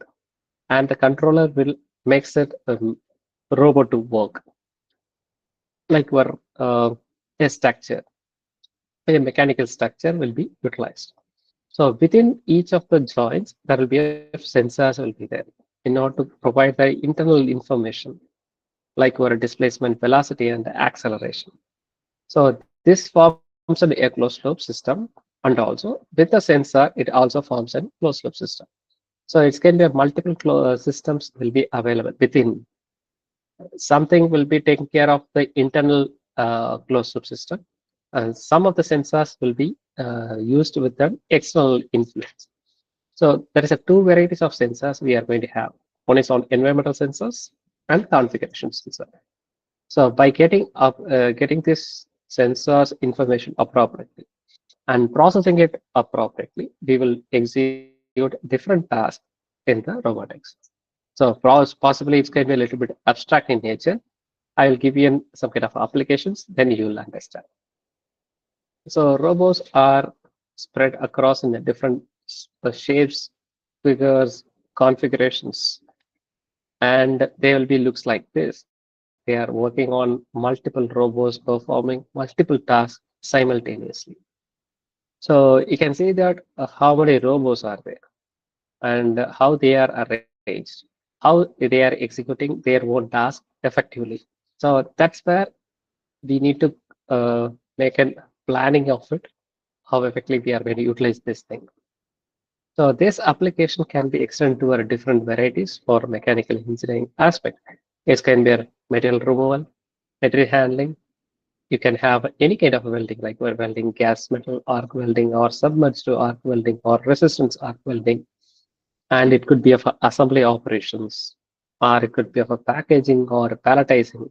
Palletizing means arranging it in your sequential form, like we're packaging, we can say that. And the spray painting applications, or it could be of a grinding robot or water jet cutting robots, laser cut robots. Only thing you can observe that the end effector, the tool is supposed to be changed, but we will be executing different tasks. It could be of a grinding, or could be a cutting, or contact mode, or non-contact. So the assembly could be of the car assembly to electronics assembly. The sizes differs, the kind of accuracy differs. It could also be used for our inspection, non-contact inspection. This is about our contact. So the probe will be used for touching this and try to gather information of it and how to measure it. If it's going to be manual work, this can be very tedious, and the joystick kind of things, everything has to do it. That's going to be a little bit difficult. So if you are deploying these kind of things, we will try to get this output quick. So on a mobile robots, you have plenty of options in it. So it could be of a legged robots, or it could be of a wheeled robots, like for Amazon warehouses.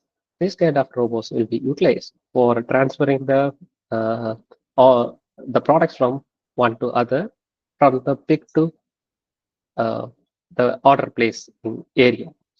So there are plenty of applications are coming on, and unmanned aerial vehicles also there. So as you consider as a robot, it could be a fixed or mobile. When you consider mobile, it could be of a leg or wheel, or it could be of a flying in the case. Some of the cases, it can be a swarm of drones, can be used for our application.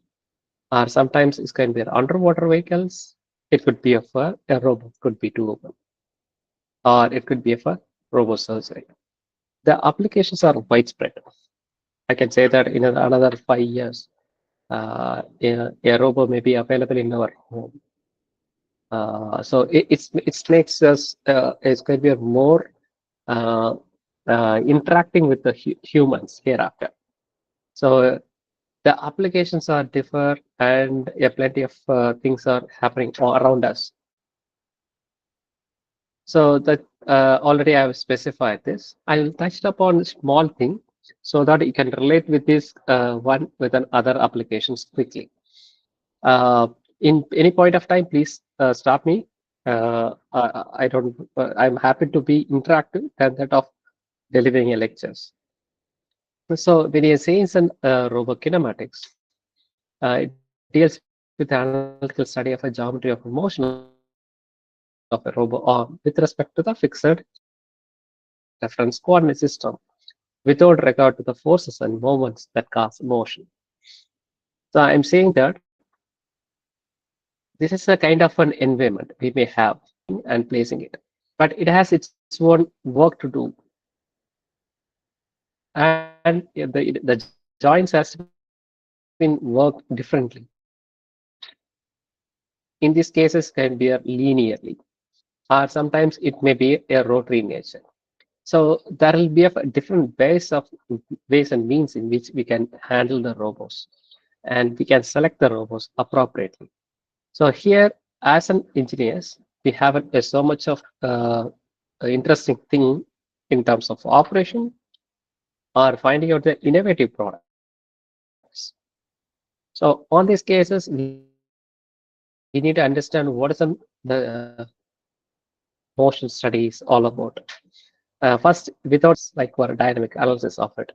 So that will be makes it a relationship. We will be try to do it like for joint variable space to the position and orientation of the end effector. Here, the very simple thing is we may have a joints will be there at different places. It starts operating in differently.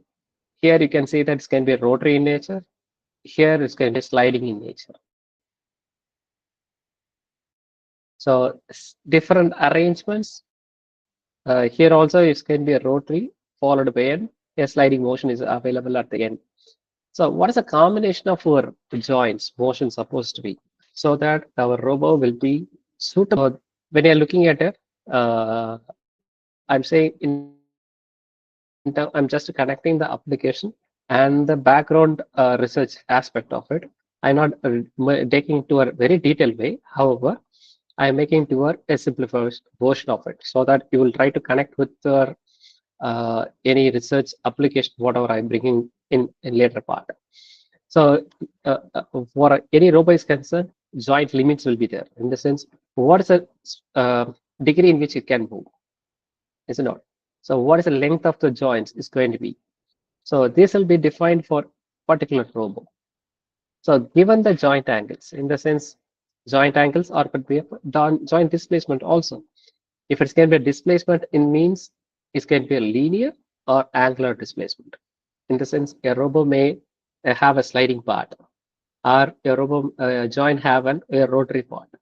By giving the values of it, if you are finding out the values of the position and the orientation of the end effector, in the sense, we can see that our fingertip has different kinds of applications, and we have different joints in our hand. Think about it. Whatever the task you perform, your joints start working on. Knowingly or unknowingly, the joints are started moving for our requirement. How it is possible? We are going to defining our own task and keeping a pen from one place to the other. So how to grasp the pen? Where is the pen? I need to identify. Then grasp it. Then move to the next place and ungrasp it. So it's a simple activity, but we are using a different kinds of joints in our hand. That's where, in order to find out my end effector, in the sense my fingertip, given the joint values, if you are finding out, it's called forward kinematics. If you are doing the other way, it's going to be inverse kinematics. Here, it's going to be a joint angle is given. From that, we are finding out the end effector. If the end effector is given, how to find out this is going to be your inverse kinematics. Okay, I'm not going to it. Just have a feel of it so that whatever the next level, some of the videos or things has been shared with you, try to connect with it. Then only you will appreciate what is the role of ours into the robotics is all about. So there is different levels of autonomy to the robots.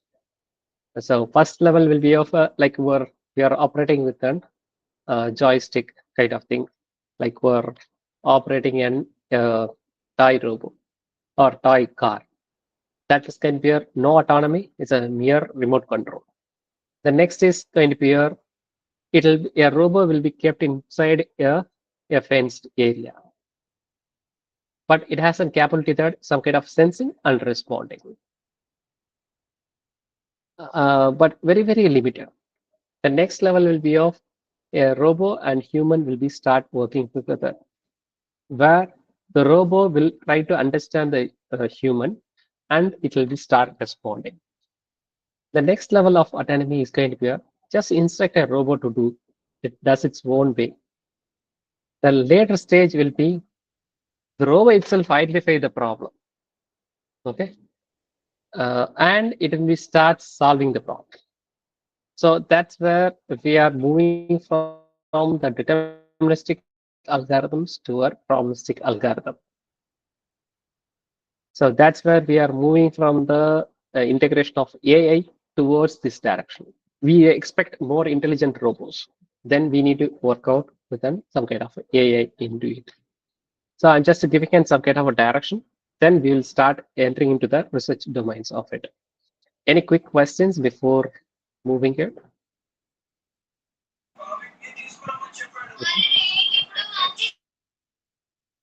Any questions?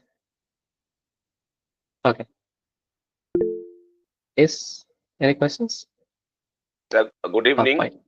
Very nice presentation. Thank you so Yes. much. Yeah, I actually sent a text in the inbox call message.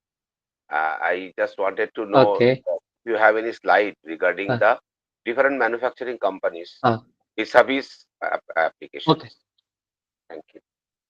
In the sense, in terms of, are you looking for the manufacturing companies means? All the manufacturing companies are using it. Okay. No, if you have any specific which gives the name of the brand, supplied, Okay. manufactured by which country, and what are Okay. the applications. If you Okay. have that. I will try to say that. If you are looking for any car company like Hyundai or Tata or name Maruti, whether it's going to be in India or abroad, the robo will be surely employed. 100%. I can say that. Wherever the assemblies are there, they are being predominantly used. Compared to other countries, the level of usages alone has been reduced in our India. But every company has been already started investing it. Investing it in the sense they have started practicing it, not in the large scale, in a minor scale. I will just look for any of the videos I will try to come across, and I will share you if possible. Okay. Yeah. Thank you for. Thank you, sir. Actually, like I know one robo manufacturer, which is KUKA. Okay. It is manufactured in Germany. Perfect. Well, KUKA is. I hope I have shared it in the KUKA also. Okay, fine. So I wanted to know the names of few more vis-a-vis their countries as well as their applications. Okay. KUKA has been used in manufacturing industries also. I will try to figure out exactly. As of now, I am not having immediately on the KUKA. But if you have come across the KUKA website, we can surely find Indian applications. Because I have used KUKA during my my research, where I have used the cobot also. Cobot means we can work together with the robot. In the sense, it has a touch sensing, force sensing abilities. So if it is moving and I'm just looking at press, it stops immediately. That kind of a response. That's where, and the third category, third column, you can see that no autonomy, but it has some kind of a sense and respond kind of thing is possible. as of not today. We are moving towards where fully autonomous. That's the next level of it. I hope. I will try to show a few more videos on it. I hope Radhakrishnan Sankaran, humanoids and the role of AI. Can you please repeat? Okay. Possibly in the later a few slides later, I will try to show you that how the robots and AI will be connected, and possibly I will try to show you a robot which is more of like our humanoid. Okay. Anyway, we have a time for it. Surely, I will share it. Thank you for highlighting it. I will spend a few minutes on that. Okay. Any other quick questions before moving it? Fine. Thanks a lot. Fine. Thank you, sir. Yes. Fine.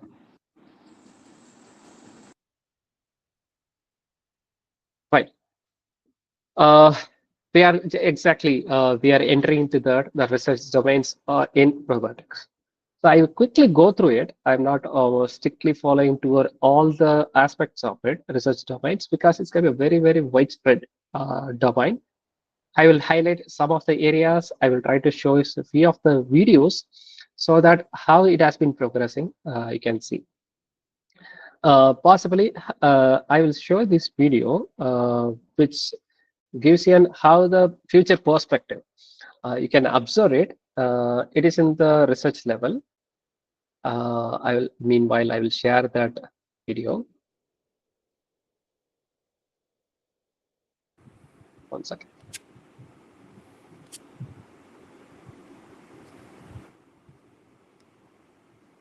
Meanwhile, if you have any quick questions or anything, I will try to respond. Sorry, I have one hiccups in my sharing of it. I will let it know that.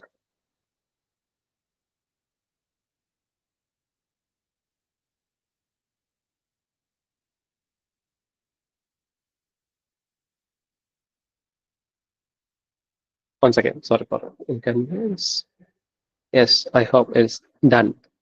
It's probably a little bit lengthier in the sense less than 5 minutes only, but it shows you that what is the kind of growth we have. Since it's going to be our time is going to be limited, I thought of sharing this video and let us see that how it is progressing on. The world is full of exciting ideas.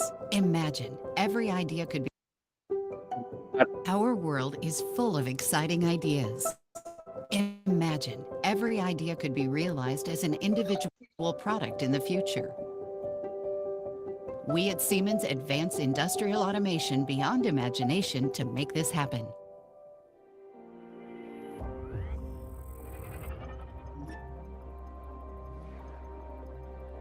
Before production can start, the order is analyzed to derive the materials and the processes needed to do the job.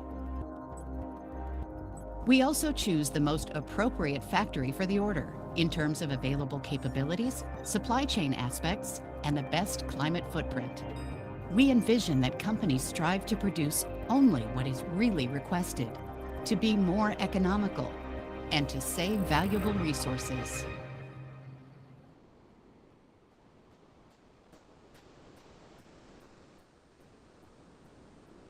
After analyzing the priority of the unloading process, intelligent algorithms allocate suitable resources based on their offered skill set and availability.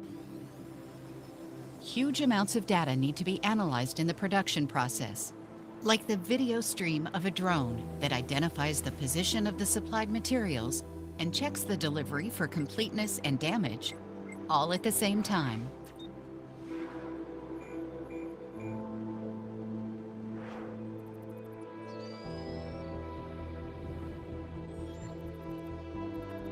However, not all tasks can be solved fully automatically. Human expertise and intuition are still crucial to make critical decisions in the autonomous factory. Intelligent systems are connected, exchange information, and collaborate to complete tasks quickly and efficiently. I expect you to just go through this video carefully. Another 3 minutes of video will be there. your attention is expected in terms of what kind of a robots has been used and what kind of a sensors has been utilized and what kind of an AI-based algorithms or AI approaches are there and how well the human interventions are possible. Okay, have a thought process in terms of what is the kind of a robots, what kind of a task, and what kind of algorithm, what kind of a interaction with the human will happening on. So that's where we are moving towards our factory of the future. So how it's going to be. Tasks such as triggering material transportation. With the scanned information, the autonomous units know what to do and ensure a smooth unloading process, all without complex engineering of each process step. Each autonomous unit offers a set of skills. For the execution of a skill, workflows are generated on the fly by considering the environment and the given process goal. A variety of AI technologies are used to solve complex tasks, such as the unloading of a pallet in an automated way. All automated processes are continually monitored by certified advanced safety concepts for human-machine interaction. In rapidly changing environments, self-adapting safety functions are crucial to produce efficiently and, more importantly, safely. As customized products require individual manufacturing solutions, additive manufacturing allows for completely new shapes and forms hardly possible in conventional production. In our self-organizing production, autonomous units exchange information about their environment to collaborate in the real world.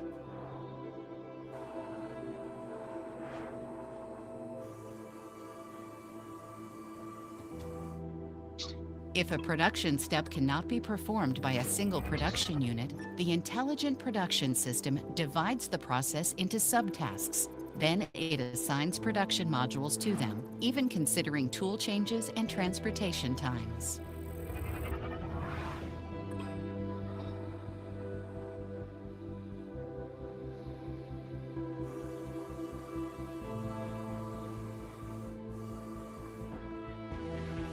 For even higher efficiency, a combination of flexible grasping and visual detection facilitates the handling of previously unknown parts. However, even a robust AI application can have its difficulties when minor differences are barely visible due to an unfavorable perspective.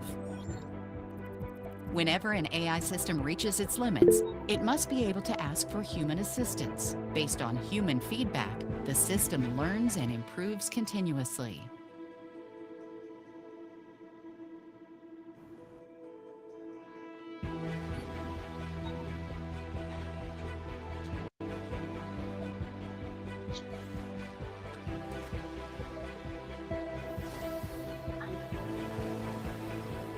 The autonomous factory is more than just a vision. We at Siemens already support and experiment together with our customers to transform their production so that individual ideas can be brought to life. And RoboStar can win a small heart by storm. Okay, what do you infer from this? What are the things you come across? Any kind of fun, unique things you come across? Any observation?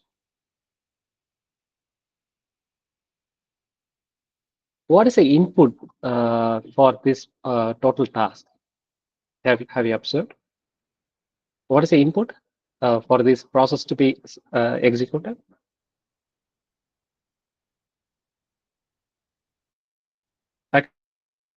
Actually, it has been started with that a simple photograph.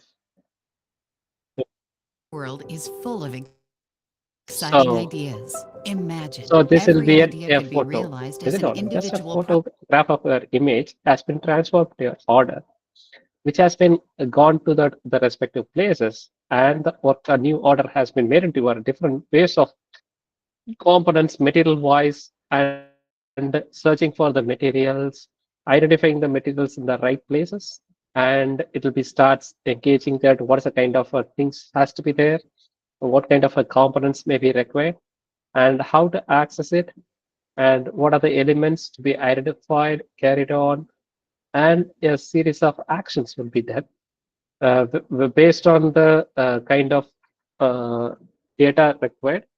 It will be self-generated workflow. So as a case, a photograph of our total assembly has been given, but it has been broken down into our components, and what are the objects, components has to be produced later on, how to assemble it. So for which it may require the materials, machines, how it has been working inside it. So it's going to be a total everything supposed to be produced, assembled, and it has been converted into work with respect to uh, uh, a toy, like in this case. So whenever you have any differences on making a decision, the human interventions will be received on it. So it's so the human interventions may be required on the case, and later on learning, it also start identifying it. So this is where at last you can observe that Life. here can be a passive component. The passive toy has been transformed into an active And toy. RoboStar It will be to win a starts small moving heart it. by storm. Okay, this is where the total industry has been progressing towards it. We are looking for more personalized products, more individual centric products may be required. So how to do it? That's going to be a little bit of challenges are there. However, it could be made with an appropriate technology, tools, and the techniques we need to work on it. So I will just come back to my present. Meanwhile, if you have any quick questions, I will happy to answer them. I hope someone has hand raised. I don't know why. Or any questions are there? Okay, I will share again my presentation. Possibly it has been available at your end. So the first foremost, is it available? Your presentation I have shared still as a slide pickups on my internet. Meanwhile, I will stop my video for seamless connection. So the first part is going to be the robo perception. The robo perceptions by means of seeing, hearing, or interacting with the world. So it may be considered to be a cubes, but all the cubes are not in the same color. Identifying the colors and taking it appropriately. That's going to be a very important thing. Where we require a computer vision techniques for object recognition, scene understanding, and tracking the real world conditions. So apart from that, we may require multiple sensors, cameras, lidar, radar, or any sensors that will be receives information from the surrounding. Now the time of flight cameras and 3D lidar are for receiving more depth sensing information from the environment. So that's about our perception. The next one is on human robot interaction. So how well we are going to interact with a robot? What are the elements we need to consider? What is the kind of a force sensing? Visually understanding the psychological behavior of the human, whether he is sad or is a joy. The nature of the behavior will be received by the robot, and it will be respond to it. That's where different kind of algorithms are making use of it, where the psychological aspect we need to address on it. Besides, we need to understand about the ethical components. How well the natural way of connectivity between the human and the robot is going to be. So it's a more of a social and emotional intelligence has to be built into the robots, particularly if the robots are used on the healthcare or education or any customer services. You can also see now it's going to be a chat, a robobot or a chatbot will be available in most of the web pages or your banking sectors, where you can ask a question, it will be immediately respond and collecting the data. So it's going to be it's another soft computing or soft robotics is coming up. So it will be provides a facilitation of human robot interaction. Okay. So the next one is on the robot manipulation and control.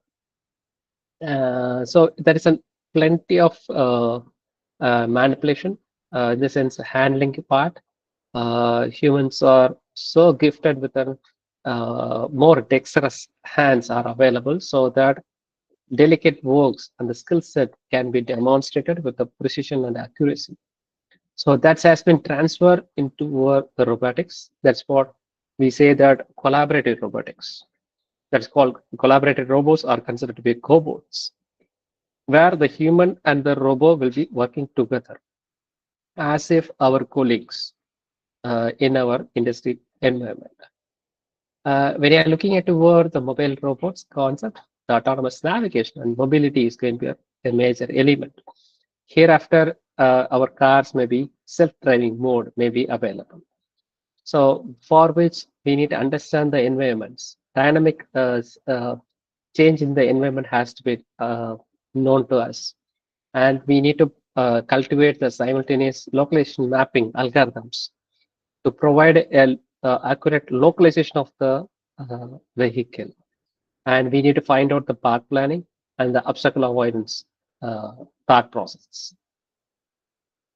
Possibly this is one of the interesting video. Again, I will move to our video part.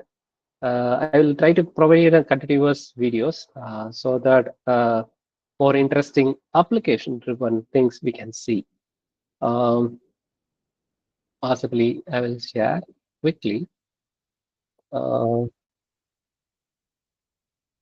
Just you can observe that this video. Sorry, I have not shared that one. Quickly, I will share it. Meanwhile, I will be stop my video, so that your seamless integration is possible. So I'm just playing this. It's a very, very simple thing, but observe this robot's behavior. Okay, in terms of locomotion. Locomotion means moving from one place to other. Manipulation means handling use of hands, how it will be does it some different aspects of it. Let us start my presentation, the video. Okay.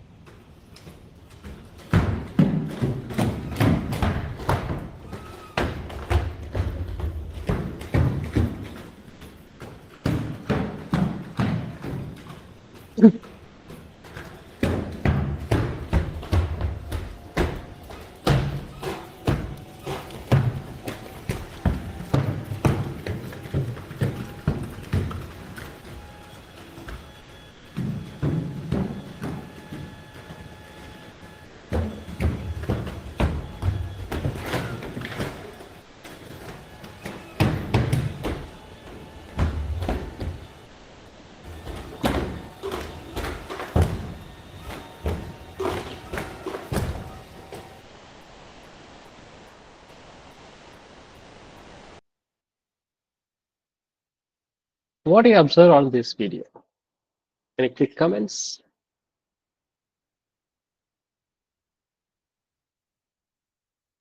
Do you find it is not what I call AI generated video? It's kind of a real video that has been result of a research that comes out of the robotics. Think of that. What is the kind of a human motion? I think some of you has asked for a humanoid robots. You can think about what is a kind of the way in which it will be processing the sensors, movement, even some of things as a human, I cannot do it, but the robot can do it. They have been trained such a way that it has been doing some kind of an activity and checking that its abilities. These kind of robots are created to save the human life.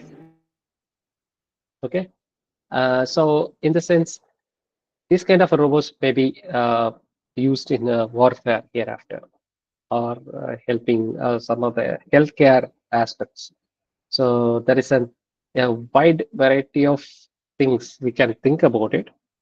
And meanwhile, I will share a few more videos also that provides you the what do you call it, thought processes, how the robots are moving towards it. Okay, I will also just quickly share a few more videos, but instead of slide based, it's going to be very, very short videos. I will share another video. It's going to be very 1 minute cases. And you can start observing that whatever we have said so far is in terms of sensing and perception and doing an activities, multiple tasks, and how it is can be autonomous, interacting with the humans. So think about it.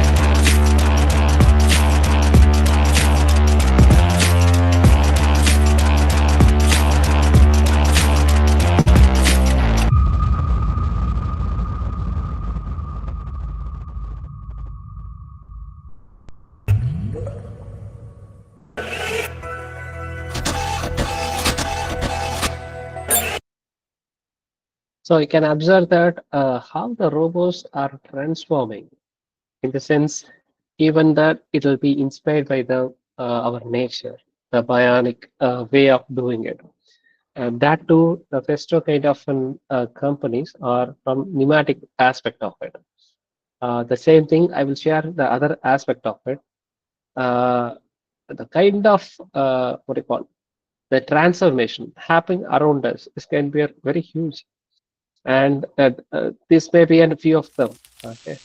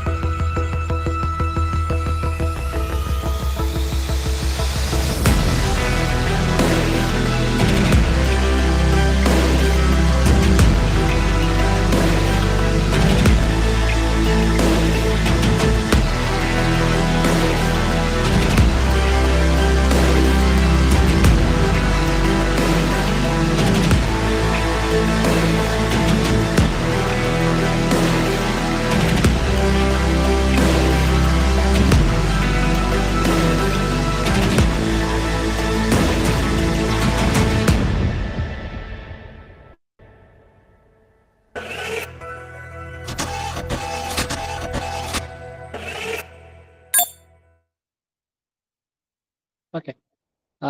Just I have showed that these videos showing that the way in which it has been growing on. It's yes. Any questions?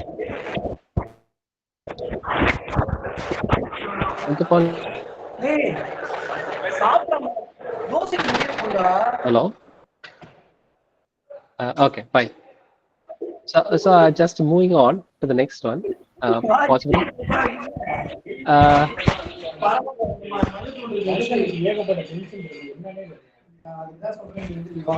Okay, sir. Okay.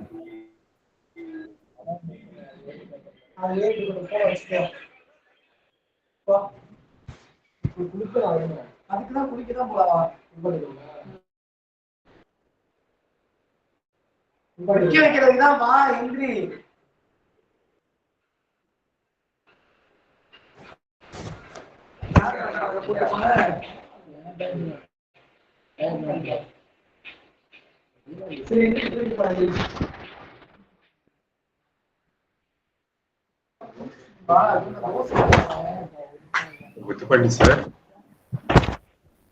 Guttupalli sir. Mute your mic, sir. Okay. I hope I have been removed. I have joined again. Sorry, sir. Actually, I'll go to my presentation again. that's why, unfortunately. Okay, no problem. Sir. No problem. No problem. So I'm sharing again my press slides. I've shared few of the videos, and with that idea over it, we can see that how the research perspective towards the robotics is moving on. I'm giving a very broader wide of things. So you can see that the robots can be any humanoids, or hereafter it can be a swarm of drones can be using it. But you can see that these kind of drones has been used in the warfare also.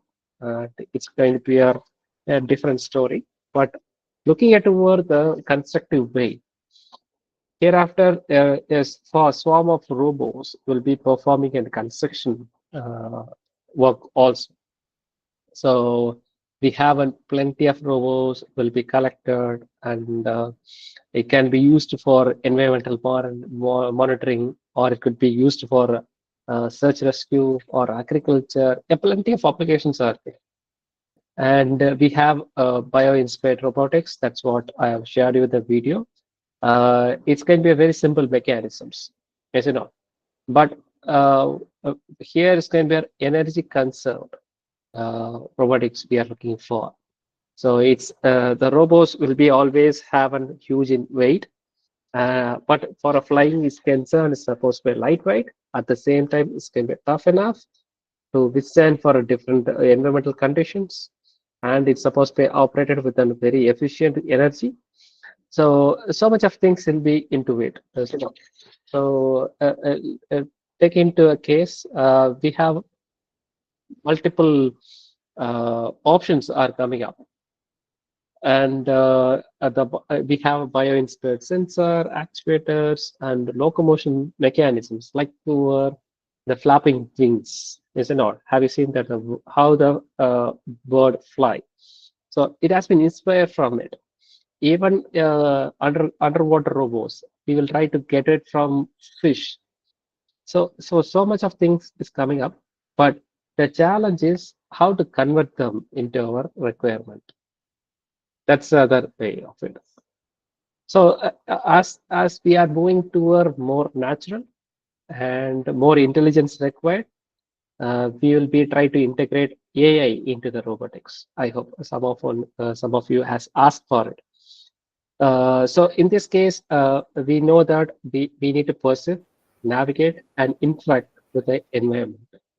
So this has happens only by means of the probabilistic based algorithms, where the AI will be dwell on, because our interactive environment it's not structured, it's more dynamic in nature, and we expect our robots to perform autonomously. It is supposed to be autonomous, adaptable, and efficient machines. across all the possible applications. This can be possible only integrating the intelligence to it. So how to integrate the intelligence to the robotics? So in order to, it has to learn, make a decision, perform a complex task. The robot has to learn as if we are doing it. But that needs a very structured procedure in which the learning process and decision-making process, executing a complex task, it's each one of them is requires a plenty of details in it. However, there are challenges in terms of ethical and legal considerations in deployment of the robots into the society. That's one of the challenges part. And apart from that, we have a few of the autonomous systems. We are moving towards autonomous systems. Then the AI has been integrated into all our cars, all the systems, what we are going to use it hereafter. We are looking for more autonomous systems. Very minimal human interventions will be there. So wherever you can say that making a decision or performing a task independently. It is dual again within perception, decision making, and control algorithms is going to be. So whenever you say that perception. Sir, kindly share your screen. Oh, sorry. Sorry. I hope.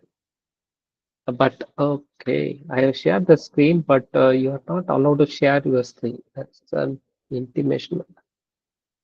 I got into it. Is there any disabling my side? I could not share my screen. Okay, again, it is enabled now.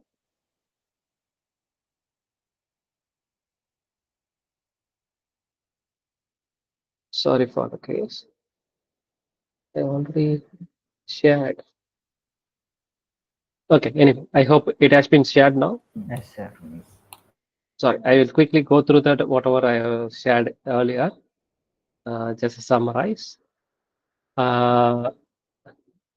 So I thought I'm just gone through that this element to it, the swarm of robots, how the multiple robots will be, and the coordinated activities. It can be used for environmental monitoring, search, rescue, or agriculture elements of it. And thinking about the bio-inspired robotics in terms of simple, lightweight systems, and which will be inspired from the biological systems, which can be sensors, actuators, or locomotion mechanisms. That's going to be a huge scope for an investigation and study, which will lead to some innovative products.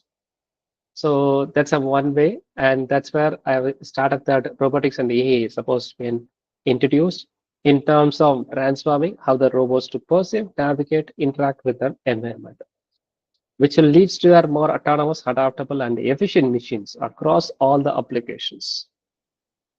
Very simple thing is AI enables the robots to learn, make decisions, and perform complete tasks without or with minimum human intervention. So which is depends on the challenges will be in terms of ethical and legal consideration. If anything goes wrong, who will be the responsible in this case? That's the only concern on our cases.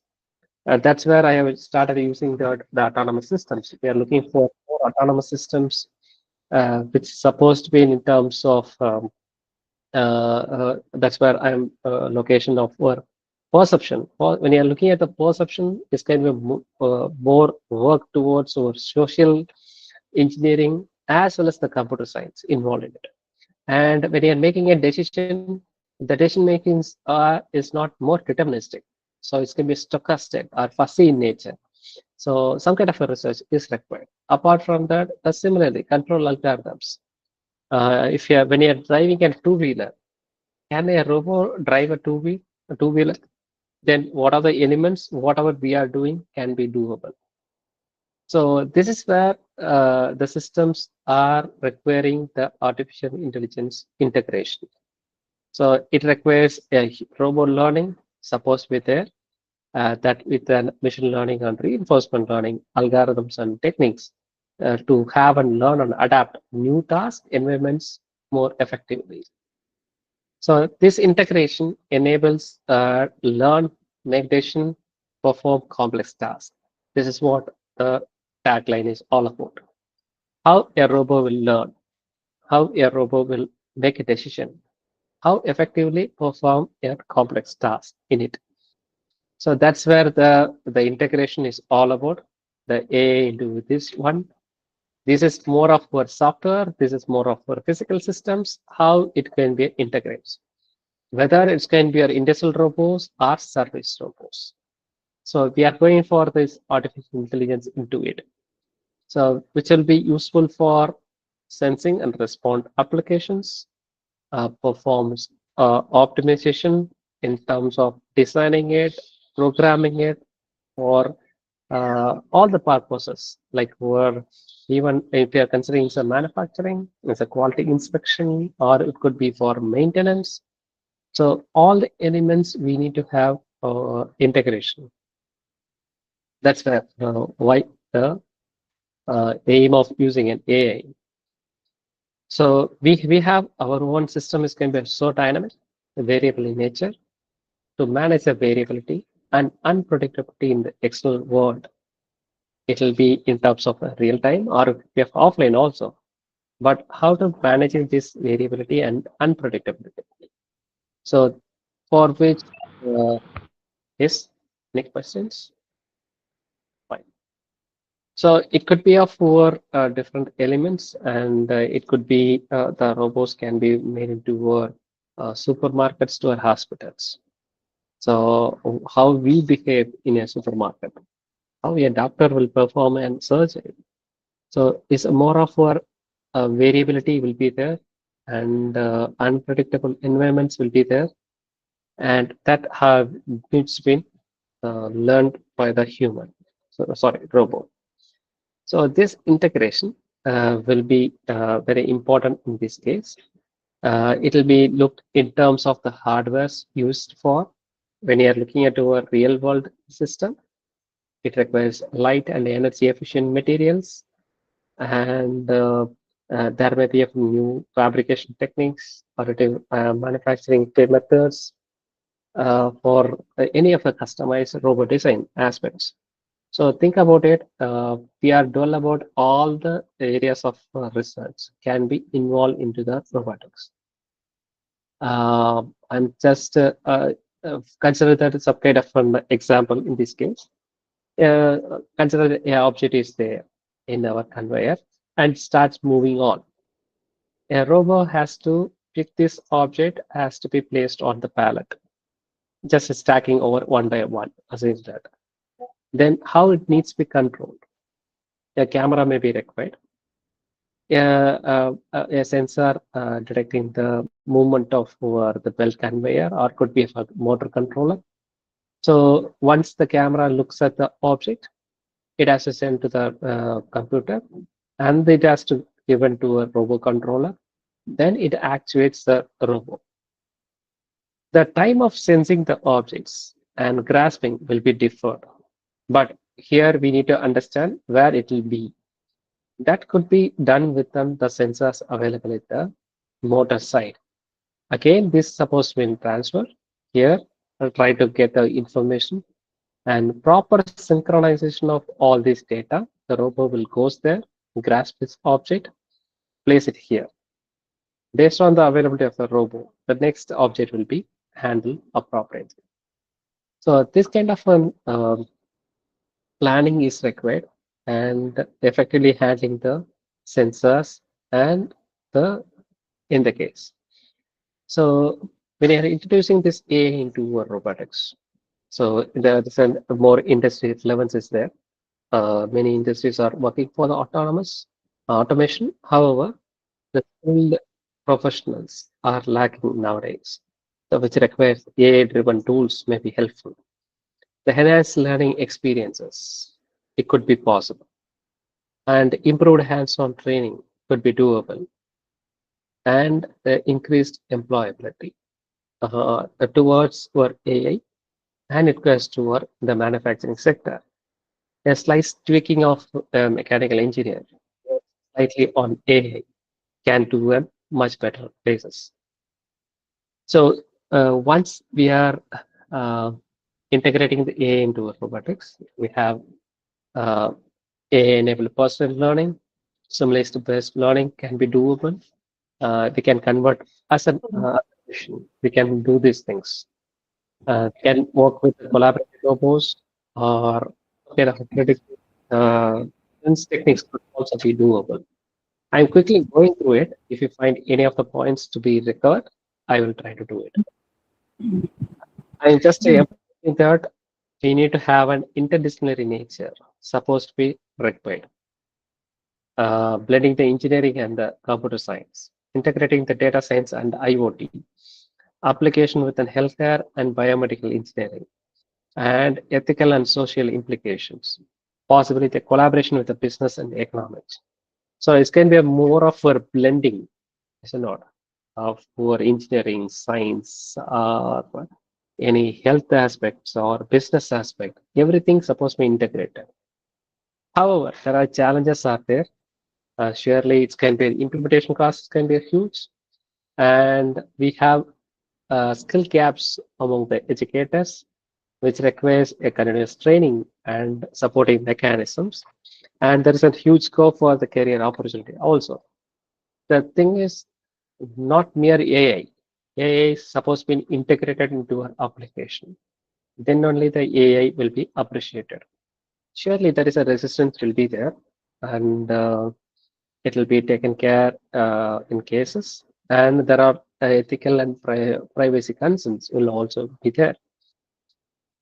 In order to addressing these challenges, that requires a funding and resource allocation may be there in terms of governments or institution has to work on. And we need to, as an educator, we need to train ourselves. We need to go for our upskilling. We need to go for adaptation to the modular, in the sense a smaller chunks of things we can start doing, and we can expand toward a scalable solutions. And there needs an change management is required. We start with a simple project toward a product, and we need to strengthen this data security and ethical practices, because as we are moving towards our AI, there's a challenges will be there. So as a whole, I'm just summarizing it. The robotics can be for any specific domains. It could be healthcare, agriculture, space exploration, manufacturing, or autonomous vehicles, or any of the things we can think of, we can convert it into it. But the challenges and the safety concerns are more crucial here. Okay, I'm just quickly wrapping up as more or less as a verge of time. Once it has been done, we can have around 5 to 10 minutes of interactions, and we will wrap it up. So as I said earlier, the AI intelligence opens up a new possibilities for robotic automation, particularly in the environments with a high variability. Particularly focusing on the manufacturing, the automation of number of tasks involving pick and place to a manipulating of objects. We need whatever that has been done manually can be automated.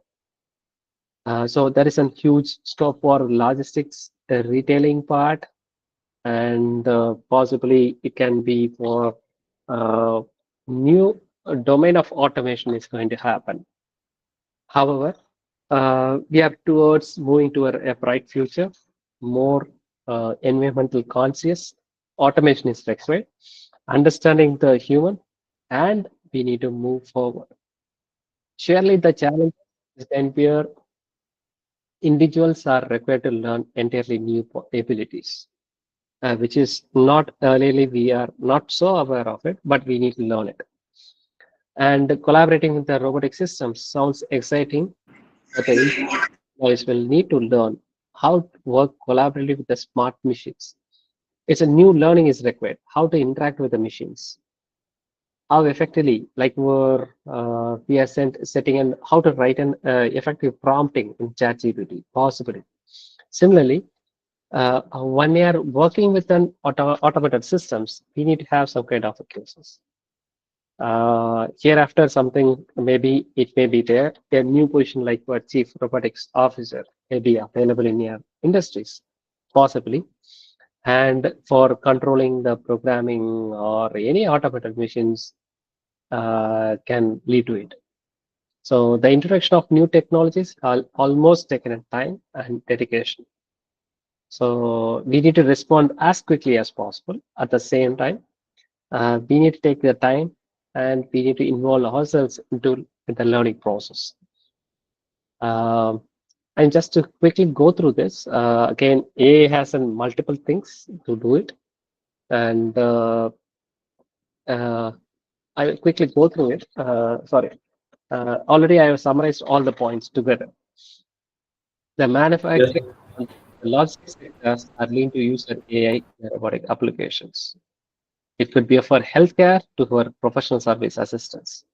Yeah, plenty of things is possible. Okay. Okay. So I'm just having this part again. Whatever we are doing as an engineering, we need to be so sensible to address human-centric approaches. And that makes our life more meaningful. That's where I like to mention about it. And thank you so much for patiently listening to my presentation. I have just made it to more awareness. I've set an awareness that what are the ways in which the robotics progressing on. What are the scopes for involving ourselves into any of the researchers or this domain? Surely there is a huge scope and the future is available. And if you are interested, you can start working on it. And as I said, the AI is also coming up. We cannot avoid it. And how effectively we can utilize it for our requirement. That's where this all aspect will be. Thank you. Possibly, I'm looking for the questions. I think another 5 minutes we have. You can just float your own questions now. Thank you, sir. Okay. Now I invite Professor Dr. P.S.N. Raju to give vote of thanks, sir. Thank you, sir. On behalf of the management, principal, vice principal, and Department of Mechanical Engineering, Swarnandhra College of Engineering and Technology, Swarnandhra College of Engineering and Technology, Narsapur, Andhra Pradesh. We extend our heartful gratitude to our today's speaker, Dr. Sarvamana Perumal, and Associate Professor and Department of Mechanical Engineering, NITTTR, Chennai, Tamil Nadu. Who has shared his expertise in this knowledge sharing platform on the topic robotics for factory automation. Sir, your section was incredibly informative and it is very much useful for us, sir. And it is a great applications you have mentioned and you have shown the robotics regarding AI. And we are very grateful to you, sir, for accepting our invitation at short notice. Much thankful for your representation being a session speaker in this FTP. Thank you, sir. Once again, on behalf of the organizing committee and on my own behalf, I extend my sincere thanks to you, sir. Thank you, sir. Thank you, sir. Thank you very much, sir. Okay. Thank you so much for giving me this opportunity. And also, I hope more interactive sessions is possible. If any quick questions, I'm just checking any questions on chat box. If not, we can. Okay. Fine. I think there is no questions. I'm checking on the side. Okay, fine. Thank you so much. And thank you for Okay, sir. Thank you, sir. Thank you.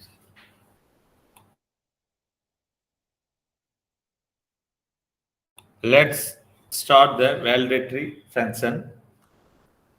I warm welcome to one and all present here for the validatory function of 6-day online faculty development program on recent advancement in mechanical engineering and its application. Organized by Department of Mechanical Engineering, Swarnandhra College of Engineering and Technology, Andhra Pradesh. Over the past 6 days, we all had the opportunity to learn, share, and grow together through a series of insight sessions. As we draw this program to end, let us take a moment to acknowledge the efforts and contribution of everyone who made this FDP a grand success. On behalf of the management, principal, vice principal, and the Department of Mechanical Engineering, Swarnandhra College of Engineering and Technology, Andhra Pradesh, we extend our heartfelt gratitude to our eminent resource person.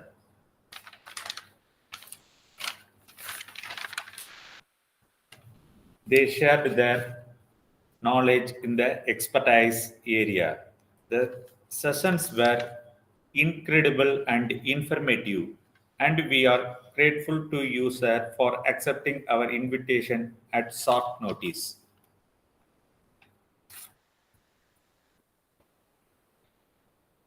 Make thankful for your presentation being a session speaker in this FDP. Thank you, sir. Once again, on behalf of organizing committee and on my own behalf, I extend my sincere thanks to you, sir. Thank you. Thank you. Thank you so much.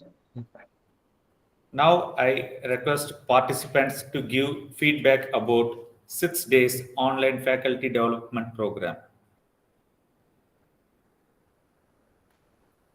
The participants can give your feedback about this FDP. So through this 5-day FDP program, we may have to got lot more information about the latest and newer development in the field of mechanical engineering. As far as the knowledge is concerned, most of the invited speakers are from mechanical background and explaining detail about correlating the same with the advanced mechanism existing in the field.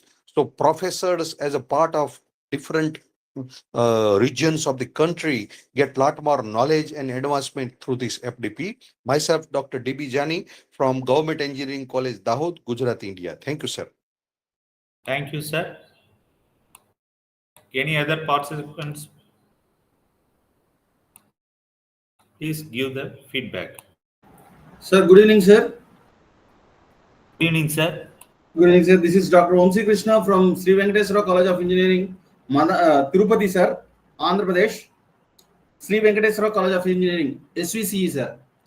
So as I come through all the 6 days, so this is it's a very important thing for everyone to know how the trends are going on. So in this context, you have given a very valuable information to think about to go further in research level. And actually, I am also planning to conduct an FDP. In this context, I will come back to you, sir, coordinators. So I need your guidance to plan the activity, sir. Thank you, sir, for your kind support and valuable information. Last year also, I have attended your same FDP. So that also gives me a lot of encouragement and thought process to go further in my research aspects, sir. Thank you, sir. Thank you, sir. Thank you for your support. Any other participants?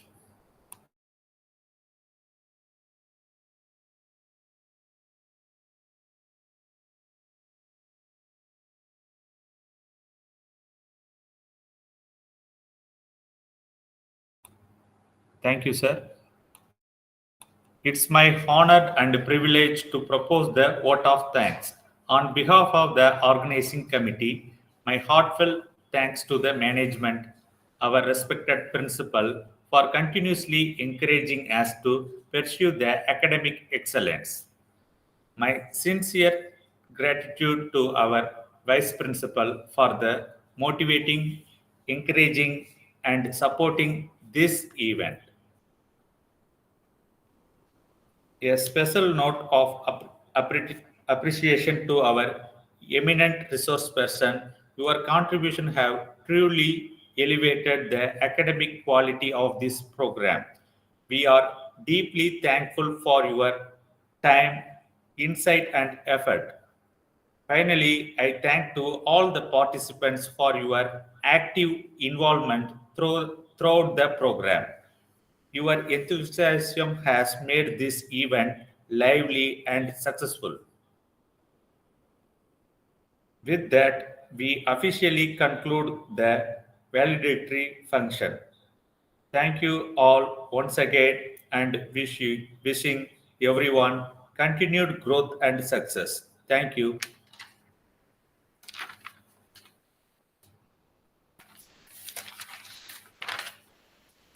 Thank you all. Thank you for this the opportunity. See you in the Thank you, next sir. session. Thank you, sir. Thank you, sir.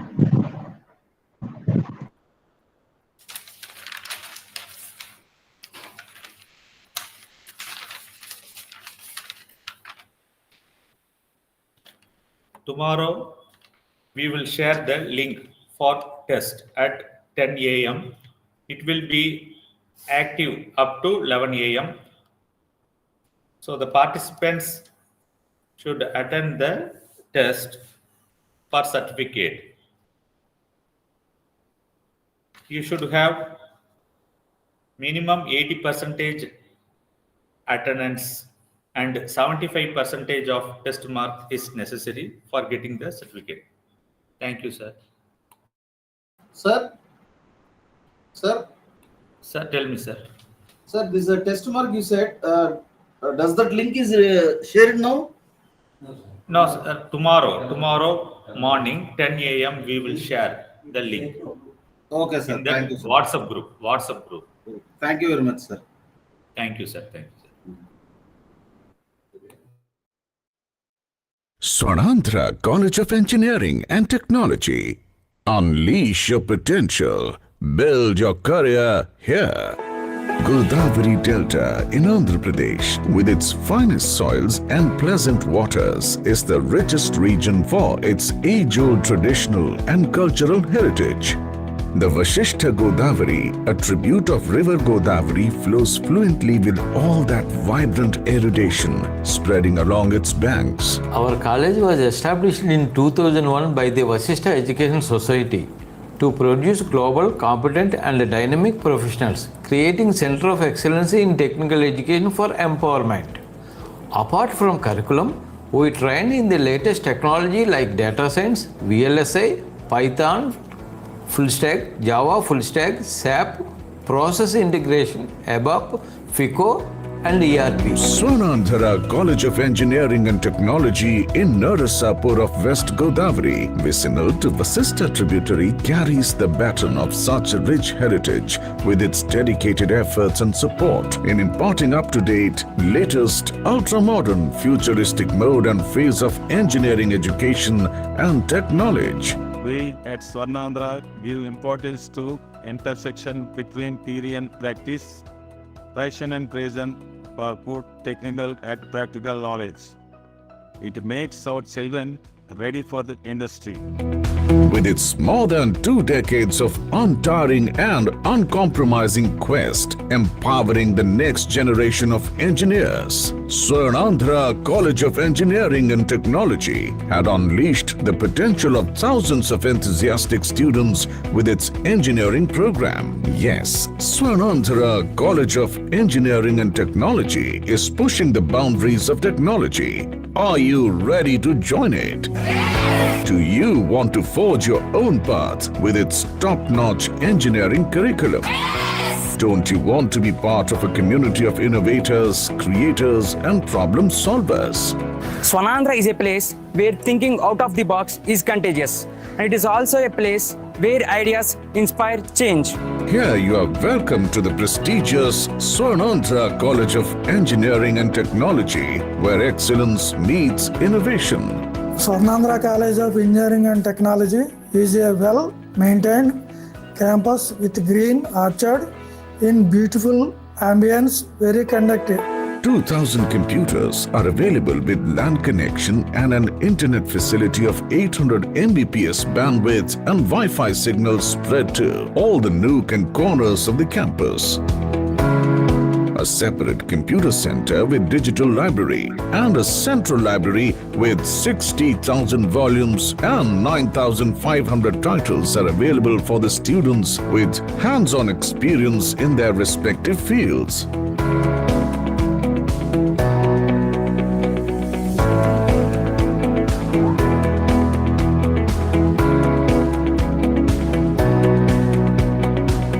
workshops of all branches, namely mechanical,